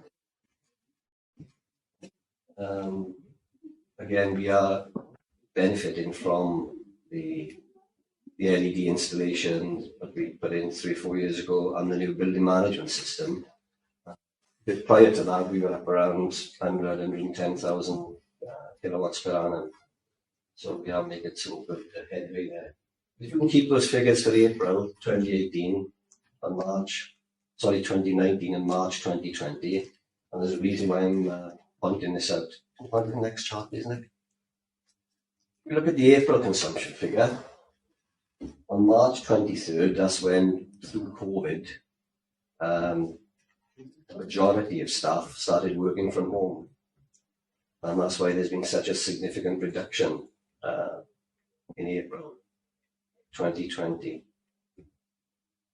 People started to return to work. Obviously, we had a massive spike in June because although there was very few people in the building, we had to run our air handling systems 24/7 and our air conditioning systems for 12 hours a day to ventilate the building, to bring fresh air into the system, to have maximum ventilation. Since then, people have started to return to work on a regular basis, and we've reduced the air handling times and the air conditioning times to compensate for when people are actually in the building. So, if there's any questions regarding the charts? Any questions of any members? Well, it's got all quiet. You've done well there. No, it's just I just like to say, Chair, it's a good report, and it's so that you are trying to sort things out. Yeah. Yeah, thanks for that report. It's quite an in-depth one to have a good, the way the usage is going. You sure nobody got any questions now before we move on? Or? No. No, that's great. Well, thank you for the report. Anyway, it's very good to look through. Well, I'm sharing it. If we look, all the members, we note that report then. We've got no assumption on that. And we move on to Item 10, review of fleet and vehicle strategy, budget and planning assumptions, and progress against the plan to include capital. Page 41, and that's yours, Chris. Thank you for your presentation. There we go. Can you all see the new appliance? Yeah. Yes, Chris. Yeah, that's great. So this is our new flagship model. We took delivery of 5 of these vehicles in April of this year from last year's financial budget. For the first time in the whole of Wales, 2 of the 5 have come with what we call a clean cab concept. And basically, what we've done is removed the BA system from out of the rear of the crew cab and placed it in the body to ensure the firefighters' safety and comfort.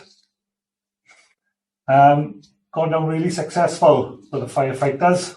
We've done lots of evaluations since putting out there, and the sort of general opinion is that we continue purchasing the clean cab. So we've now gone back to emergency one and placed an order for a further 2 vehicles for this financial year. So all good news with those. Yeah, very good. Yeah. Bit of a delay on these vehicles. Sorry I couldn't get into up-to-date pictures, but we placed an order for 4 what we call Mercedes Sprinter 4-wheel drive utility vehicles. Use them a lot on wildfire. They were due for delivery April this year, but due to the pandemic, they've been significantly delayed. And hopefully we will receive them sort of October, November of this year. So not a lot we could do about that. We just unfortunate. The next vehicle these are our current rescue tenders. We've gone out to procurement, completed the procurement, and we're just about to award a contract to Emergency One for the first 3 rescue tenders. The vehicle you see here has got the crane and the winching capability, but the intention is for the next 3 vehicles to remove the crane from the rear, fit an additional locker where it will give us the capability for additional rescue equipment, water rescue or whatever we feel fit to put on at the time. So I'm hoping that the procurement will be awarded sometime this month, and I believe there's approximately a 10-month build on these vehicles, so we should see some new design rescue tenders in service next year as well. Going on from rescue tenders, these are our first electric vehicles that we've ordered. Unfortunately, again, these have been delayed. They're Nissan NV200, capable of 184 miles on pure electric. We've ordered 2 traditional panel vans that will replace our higher mileage vans at stores and fleet and engineering. And we've also ordered a 5-seater crew cab van, which we intend to put out on station for firefighting crews and see how that goes. So I'm looking forward to our first electric vehicles in hopefully the next couple of weeks. Brilliant. These are our new Kia Nero Hybrids.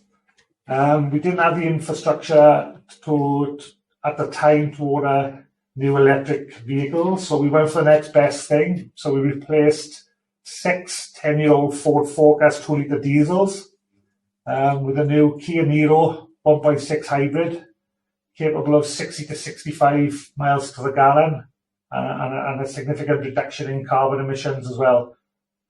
So you should see these out on the road. I think they're a nice looking vehicle, fully Battenberged. So hopefully you'll see these out rather shortly.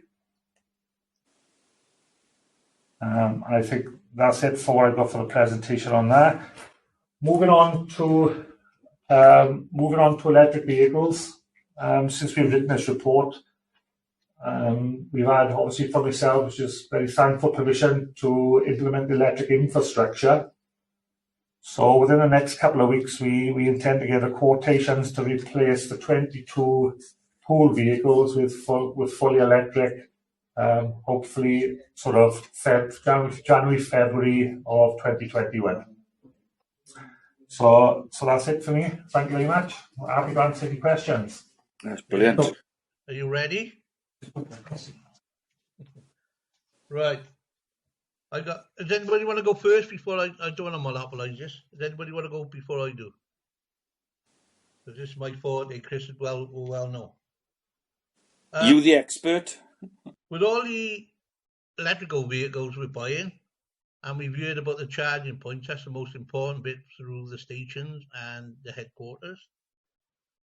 How are we looking about reducing our carbon footprint with all this? And what do you think our reduction will be for what the vehicles we got now? Right? And if we're looking in the future for electrical fire tenders, how far away is that? So I got more yet, so don't worry. And 2.3.2, how do we manage with COVID? Because you've got a van capable of carrying 5 people. Now, under the COVID restrictions, you wouldn't be able to carry 5 people. I'll take that one, question. And also, with the equipment we've got pumps and everything else. Are we going to reduce the carbon footprint through that? I was taking all these down because I thought about these. And now we're going to deal with workshop breakdowns. Are we going to be using electric vehicles for that, or they're going to be more training for staff? And my final one is where you've got the recovery tenders. There's no mention about crane testing or roller testing, because when you're looking at the financial parts of this, I haven't seen anything mentioned regarding that in the processes. So is there enough to go on? I know Richie's looking, thinking, I'm glad he got that and not me. Yeah. Should we go back to the first point there with reducing our carbon footprint? Yeah. So obviously reducing our carbon footprint, we're taking steps to go forward on this, which is excellent. The technology at the moment is sort of gearing towards light vehicles. So we've taken the first step of ordering 3 vans. Following on from some trial with these vans and their capabilities, we will look at purchasing additional electric vans. I don't see us purchasing many diesel vehicles in the future. We've also just implemented a new tram-man system, which is hopefully going to be capable of measuring our carbon footprint. So we undertook the Gwent Fleet Review last year, which gave us our initial measurement of the carbon footprint. And hopefully from this, or sort of the implementation of tram-man from next year on, I should be able to give you yearly figures of our carbon footprint, which I will hopefully see obviously a reduction due to the introduction of electric vehicles. Big announcement on Friday. Our manufacturer of our fire appliances that we're in contract with for the next 7 years released the first fully electric fire appliance in the world. Now that came out Friday afternoon. There was no mention to the sort of the fire services around the country. It was done over social media. So I watched that with interest this weekend. I'm just waiting to have a meeting with the Director of Emergency when to find out his full capabilities. So that's a massive step forward for Emergency 1 and for us. With reduction in carbon footprint, but we need to see, first of all, as I said, his capabilities. I can't remember all the questions, Steve, so I'll go on to roller testing. So within our revenue budget, there's a budget there for subcontractor repairs. That covers low-let testing for all of our hydraulic platforms on 6-monthly and 12-monthly annual testing, and for 6 of our cranes, 3 of them operational, 2 in workshops, and the 6 of we've just disposed of via network rail. So all the low-let testing is fully up to date, and all certificates are at workshops for anybody to see whenever they want. Can you explain to members, because they probably don't know what that is unless Okay. technical skill. So on a 6-monthly or 12-monthly basis, an annual test is carried out by the manufacturers to ensure that the lifting capacity of the cranes and hydraulic platforms is fully functional. It's legal compliance and something that we carry out, obviously annually and yearly. So that's all covered for that. Which one do you want to cover? Sorry, Rich. Should I do the COVID one? COVID, yeah. Vehicles? Yeah, so the question was... What's that, sorry? You ain't going to get away from any. Yeah, so in terms of COVID, we all know the challenges that COVID has placed on us as an emergency service. And part of our duties under Health and Safety at Work Act is to carry out risk assessments around what we do with our business, but we're also covered by the Civil Contingencies Act, which means that as a service, we can't stop our core statutory function of responding to emergencies. So obviously, firefighters riding in crew cabs has been a challenge to us. With the first wave of COVID, it was determined by the National Fire Chiefs Council there was no additional safety measures required for people sharing a fire appliance, but obviously we only get on there when we need to go to emergency calls or essential community safety visits. About 3 weeks to a month ago, when our first unitary authority went into lockdown, we took the decision then to ensure that anyone riding a vehicle with someone else, at least one other person, we put the requirements on them to wear a face mask, face covering. We were one of the first fire and rescue services in the UK to mandate that, but we did it from a perspective of showing staff and nudging staff into correct behaviours. Now, as a service, we still see the correct behaviours are, if you're unwell, not to come to work, get tested, wash your hands frequently, and socially distance where possible. We're currently reviewing our risk assessment to see whether the face coverings need to be increased to an IR level mask, which is a surgical mask. But obviously, during the early parts of the pandemic, we couldn't do that because obviously taking thousands of masks out of circulation would have a direct impact on health, and health was where they really needed it. I think in terms of the active monitoring we do about people getting into trucks and spreading of COVID, we're still on a small number of confirmed cases for an organisation our size, and I'm guessing the number's probably in a region of about 20 confirmed cases. We recognise that if somebody is on a truck and they have tested positive for COVID, then we may well have to lose other members of staff for self-isolation for a period of time, but we leave that to the track and trace. So for us, really, I think the core business of responding to emergency calls is our prime responsibility. We do that and we try and reduce the background risk of staff transmitting COVID on appliances by correct procedures within the workplace. I recognise, my director role in charge of health and safety, that we can't totally mitigate that risk, but it's very much on a balance that the public good of having emergency services available outweighs some of the challenges of people going into a joint crew cab. Excellent. I like your PR response. Very good. Is that okay? The only one underlying thing which I didn't mention, which you probably raised about the charging points. So we look to our vehicle trailers. No mention is ever mentioned that without the fleet. Because if we're carrying like Unimogs or little the 4-wheel drive things, we've got photos of it, but I don't see anything of trailer usage.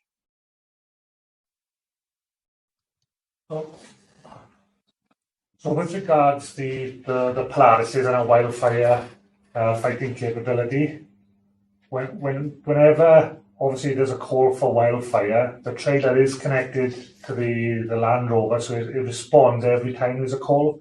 So trailers have quite significant usage.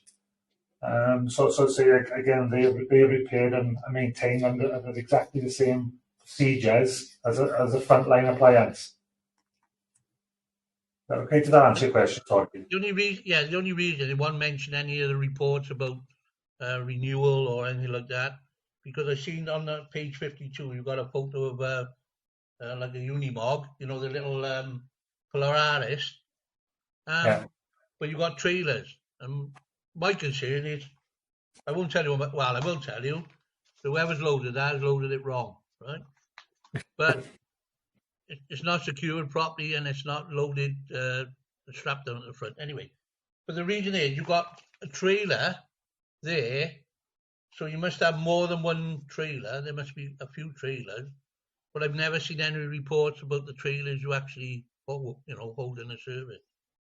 Okay.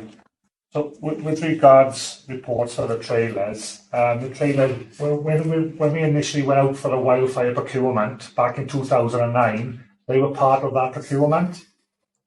I don't see the trailers because of their basic mechanics. I don't see them being changed for possibly 10, 15 years. So they wouldn't be in this fleet asset management plan for 17 to 21, but quite possibly you could see it in the years sort of 2029, even possibly 2032 if I'm still about needing these. Yeah, so it's going to take some time before you do it. We've never seen any reflection that we own trailers. That's what I'm trying to get at. Okay, couple of things. Costings, A couple of things for me, Chair. I will have a word with my head of fleet about the incorrect stowage of a Polaris on a trailer, and we will get to the bottom of that, I promise. The next things in terms of trailers, we also have trailers for boats. I'm lucky enough to secure funding for the authority for replacement of our flooding kit, which was well used at the start of the year with floods in the RCT area. A lot of the new boats we have trailers. I think for us as a service, the biggest challenge, rather than the procurement element and the financial element of trailers, is the training, the weight of trailers and the required training of staff, obviously with change in licensing. I think it gives us more of an issue there. In terms you mentioned earlier about the lifting arms on the RTs, and Chris did show you a picture with the rescue tender, which had a big lifting arm on the back. This again provides a lot of challenge to us in terms of training of staff. And I'm sure members will welcome that the next 3 generation rescue tenders we have will not have those lifting arms on them because of the cost, the maintenance of the Lola regs, the training of staff and the working with unslung loads. So a lot of these things, it's important as a service that when we look to procure new things, we procure stuff that we understand all the elements and the long-term elements of the maintenance, the training and the replacement. But we endeavour to do that. Well, thanks both. Anyway, what I'm trying to make members aware, there's such a lot within the fleet that people don't realise that actually goes on, Yeah. Rod, did you want to come in with a question? You're on mute.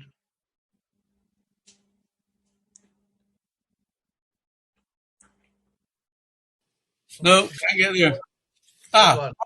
Thank you. I appear to have been externally muted. A good action, but it was nothing I could do. So, Chris, thank you for your report, and Richie, the written report is very good as usual. Thank you very much. I still got to try and get this balance in my head, and I need you to help me here. If our mission statement is raising awareness and reducing risk, and the panel's aim is to ensure a strategic approach, can you tell me about the balance of vehicles on the fleet? For instance, we've got 10 special rescue units and 26 4x4 operational units, but only 1 welfare and 1 shower unit. Do they adequately reflect the current and future going risks for the fire service? Okay, good question. Okay. So in terms of the risk and the vehicles, I think one of the things I've asked Chris to do, and one of the things we're looking is reducing the number of special vehicles we have. So in terms of fire and rescue service, the one I joined has changed quite a lot now. 23 years down the road, we do a lot more things. So water rescue, rescue from height, provision of chemical incident units, for example. So that's changed. What has happened in the past is people have bought lots of vehicles for that change, and every new thing, we need something new to do it. Now, we recognise that we can't carry on in that way in terms of the financial risk. So what we try and do and what we go through is we siphon through the vehicles we have, and if possible, we try and take them off the fleet.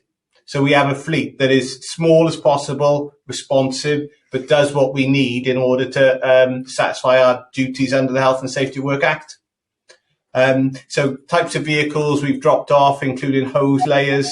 We have a Unimog off-road vehicle that we've changed to be a recovery vehicle, thereby not having to buy additional kit. The new rescue tenders, instead of having that big heavy lifting arm, we put in the back locker to become water rescue lockers. Now, the purpose of that being is that I don't really need the arm that much. We've got 3 within the service anyway. We'll rationalise that. But the new rescue tenders, we have this statutory duty for water rescue. So rather than buying a water rescue vehicle to go with the rescue tender, which is additional procurement, additional capital outlay, additional expenditure, the idea being the water kit can sit on an RT. So we get the maximum bang for our buck from our fleet.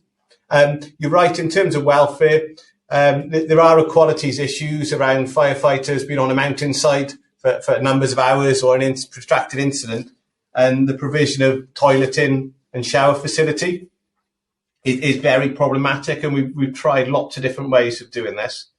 And we tried the way of providing a welfare vehicle, a shower vehicle, but the use has not been as high as what we would have expected.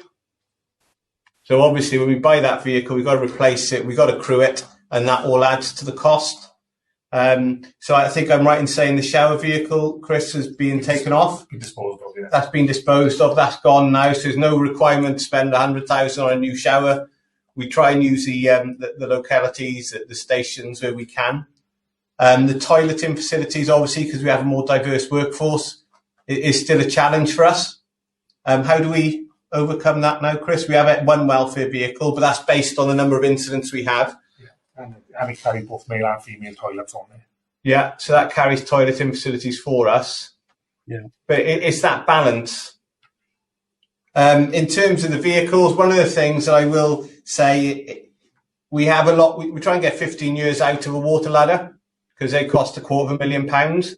One of the challenges, I think, and the challenge the authority will face going forward is the quality of build is not what it once was. So where in the past we've been able to get 15 years out of a vehicle, one of my concerns going forward is, will we still be able to do that?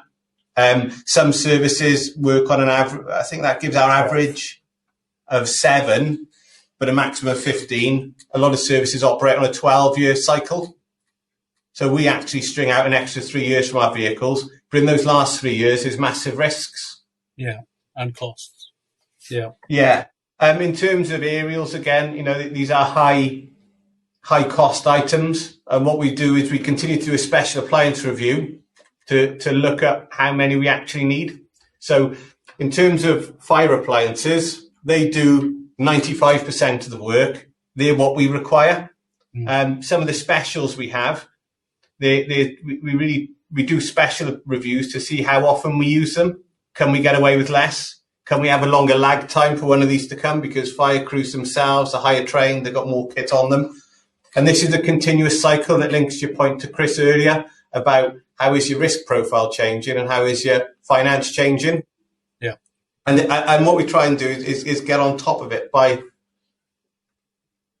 looking at those specials, really, because they're the more low-hanging fruit for us. Yeah. Okay.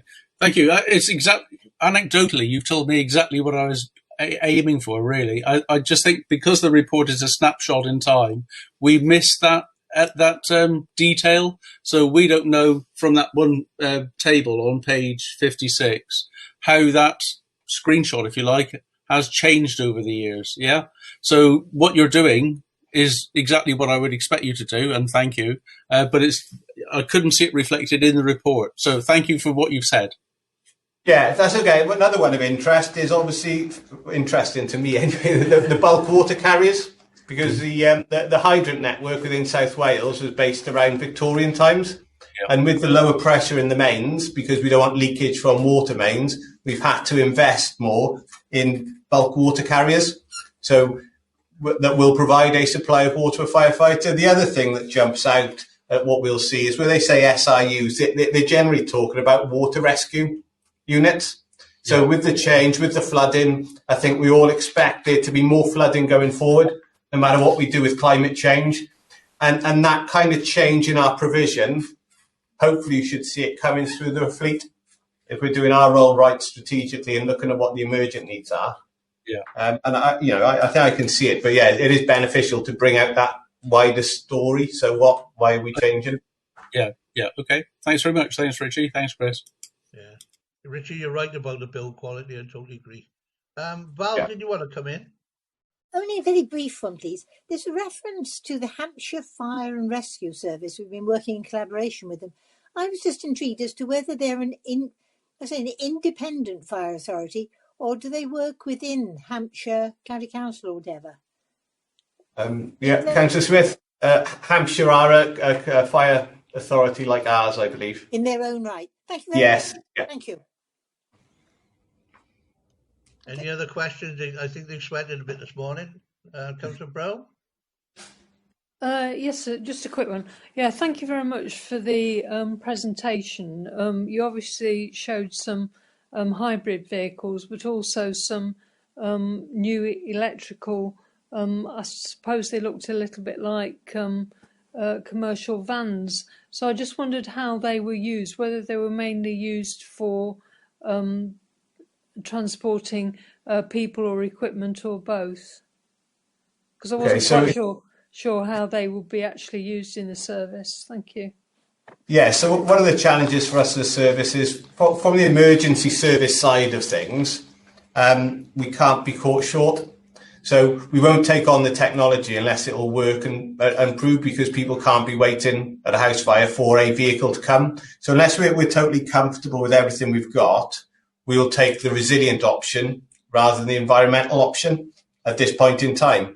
Now, with the electric vehicles and the hybrid vehicles that are coming, what I said to Chris is I'd like to start it with the courier role, which is taking goods and equipment and mail to stations before we trial it on the operational response side.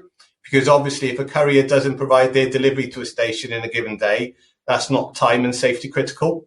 So I'd rather us learn in that part of the business.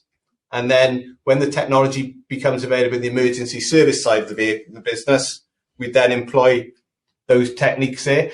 So it's been about waiting for the right time to get into the market, to know what we want.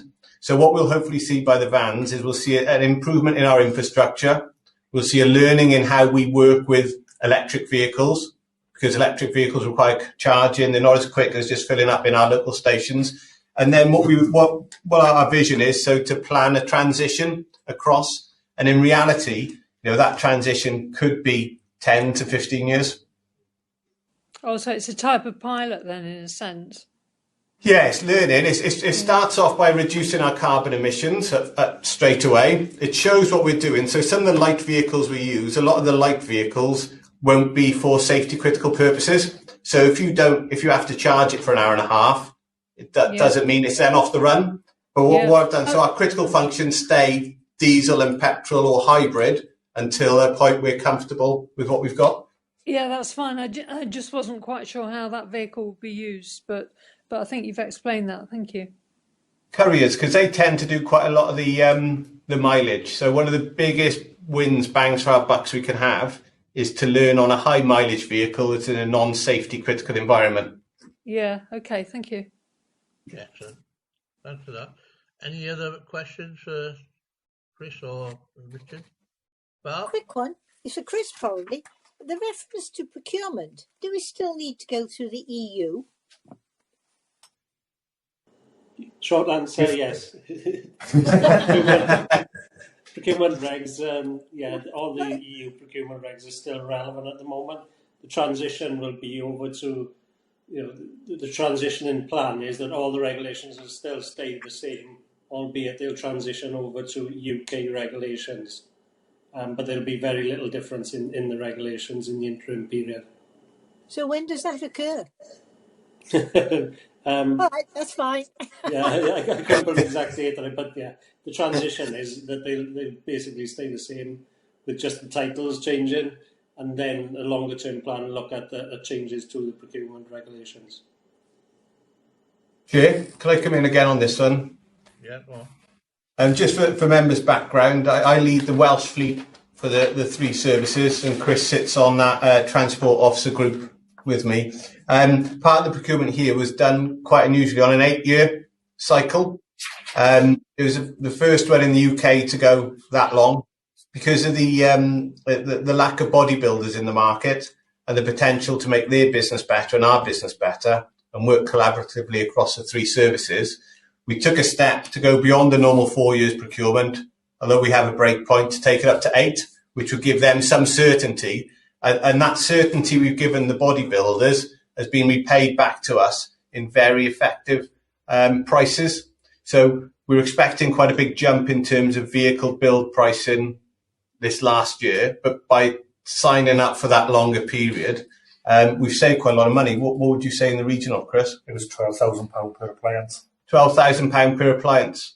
So, over 8 years, that's a lot of money, and that's a lot of money across Wales. And I think some of the, we didn't go for the English framework. We went out as Wales and did our own, and it was really, really positive financially and in terms of the build quality. But one of the other things we were able to do through this was one of the challenges with the wear on appliances was that where we gone for a sort of cheapest Volvo of 14 tonnes, these vehicles were operating fully laden. So again, I think reducing the life expectancy of the vehicle. Within the new framework, we opted for 3 different size vehicles, which is a large urban, which is like a Scania, 18-ton, 14-ton Volvo, and 11-ton compact.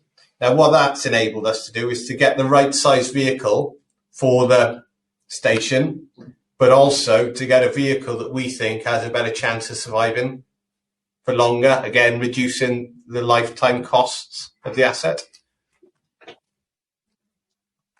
I like fire engines, see? we couldn't tell. Yeah. Everyone happy with that? The plastic ones.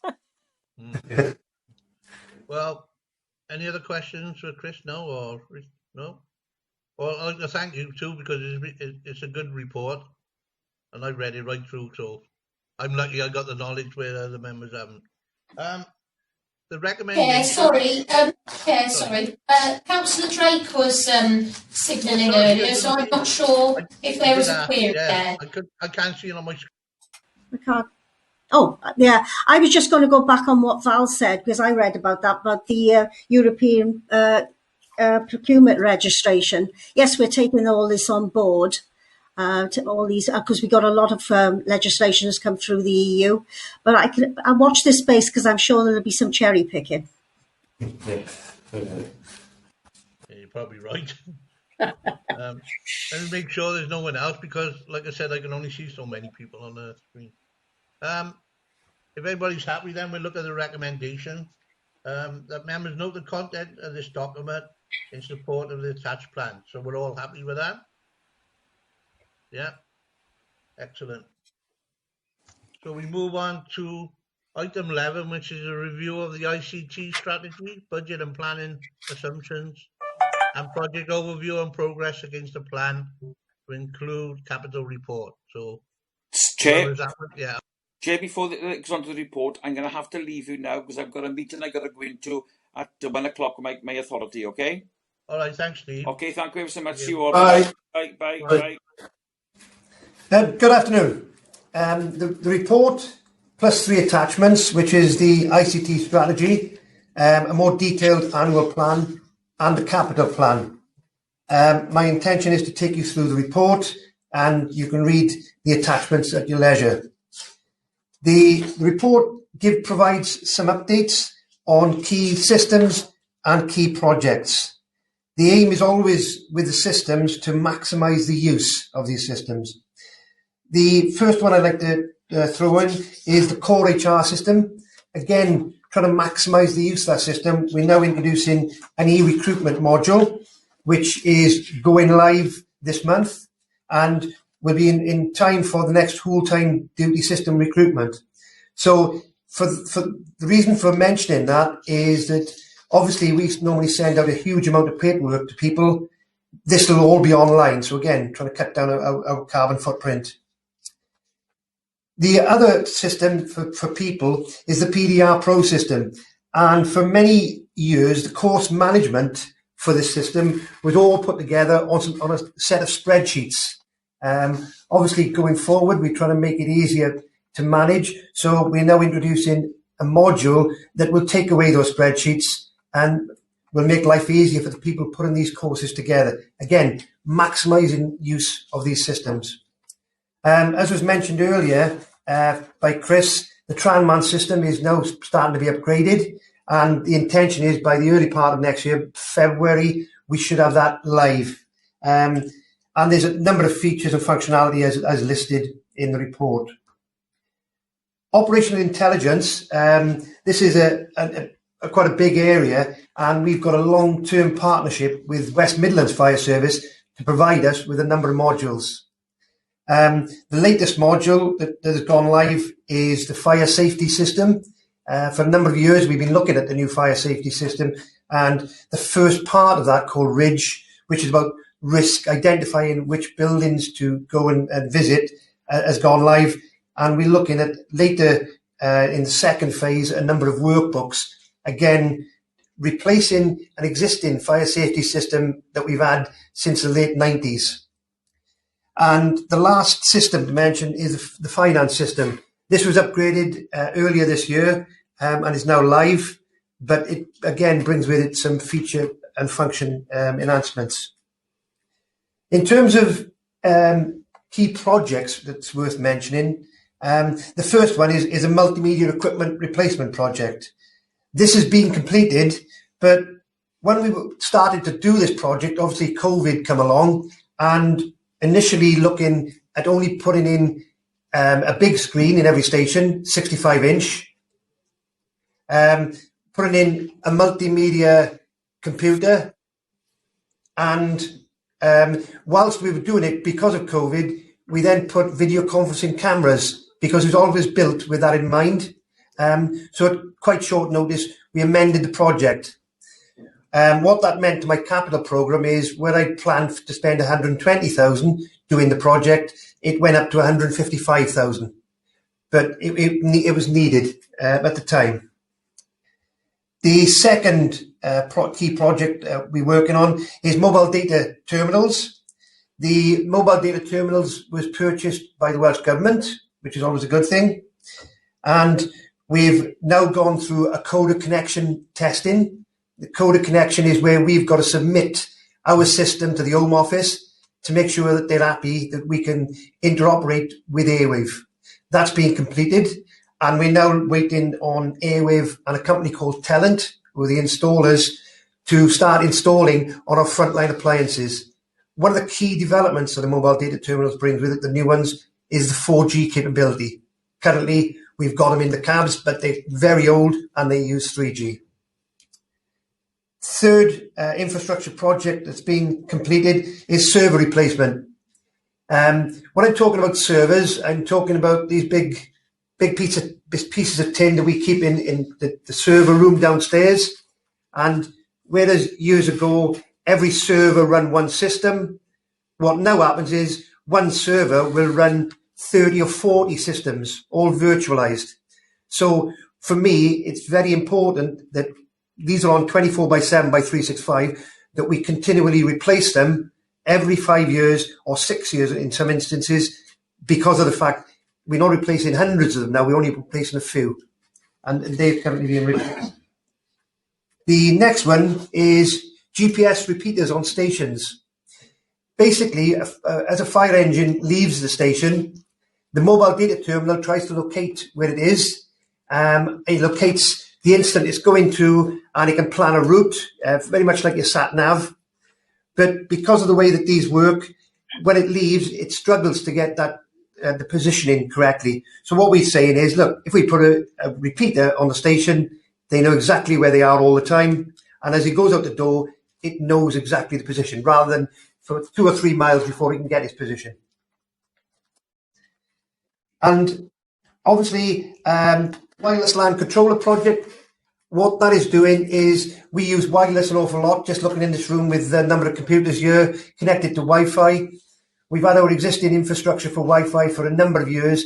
What this is going to do is to look to replace it, improve the way that we manage it, especially with guest access, and replace a number of the components. And finally, is a paragraph of entitled ICT support during COVID. For the entire duration, we've continued to provide 24/7 by 365 for the critical services. That is the radios in officers' cars, in the fire appliances, the mobile data terminals. So throughout the entire COVID pandemic, that has been continuing.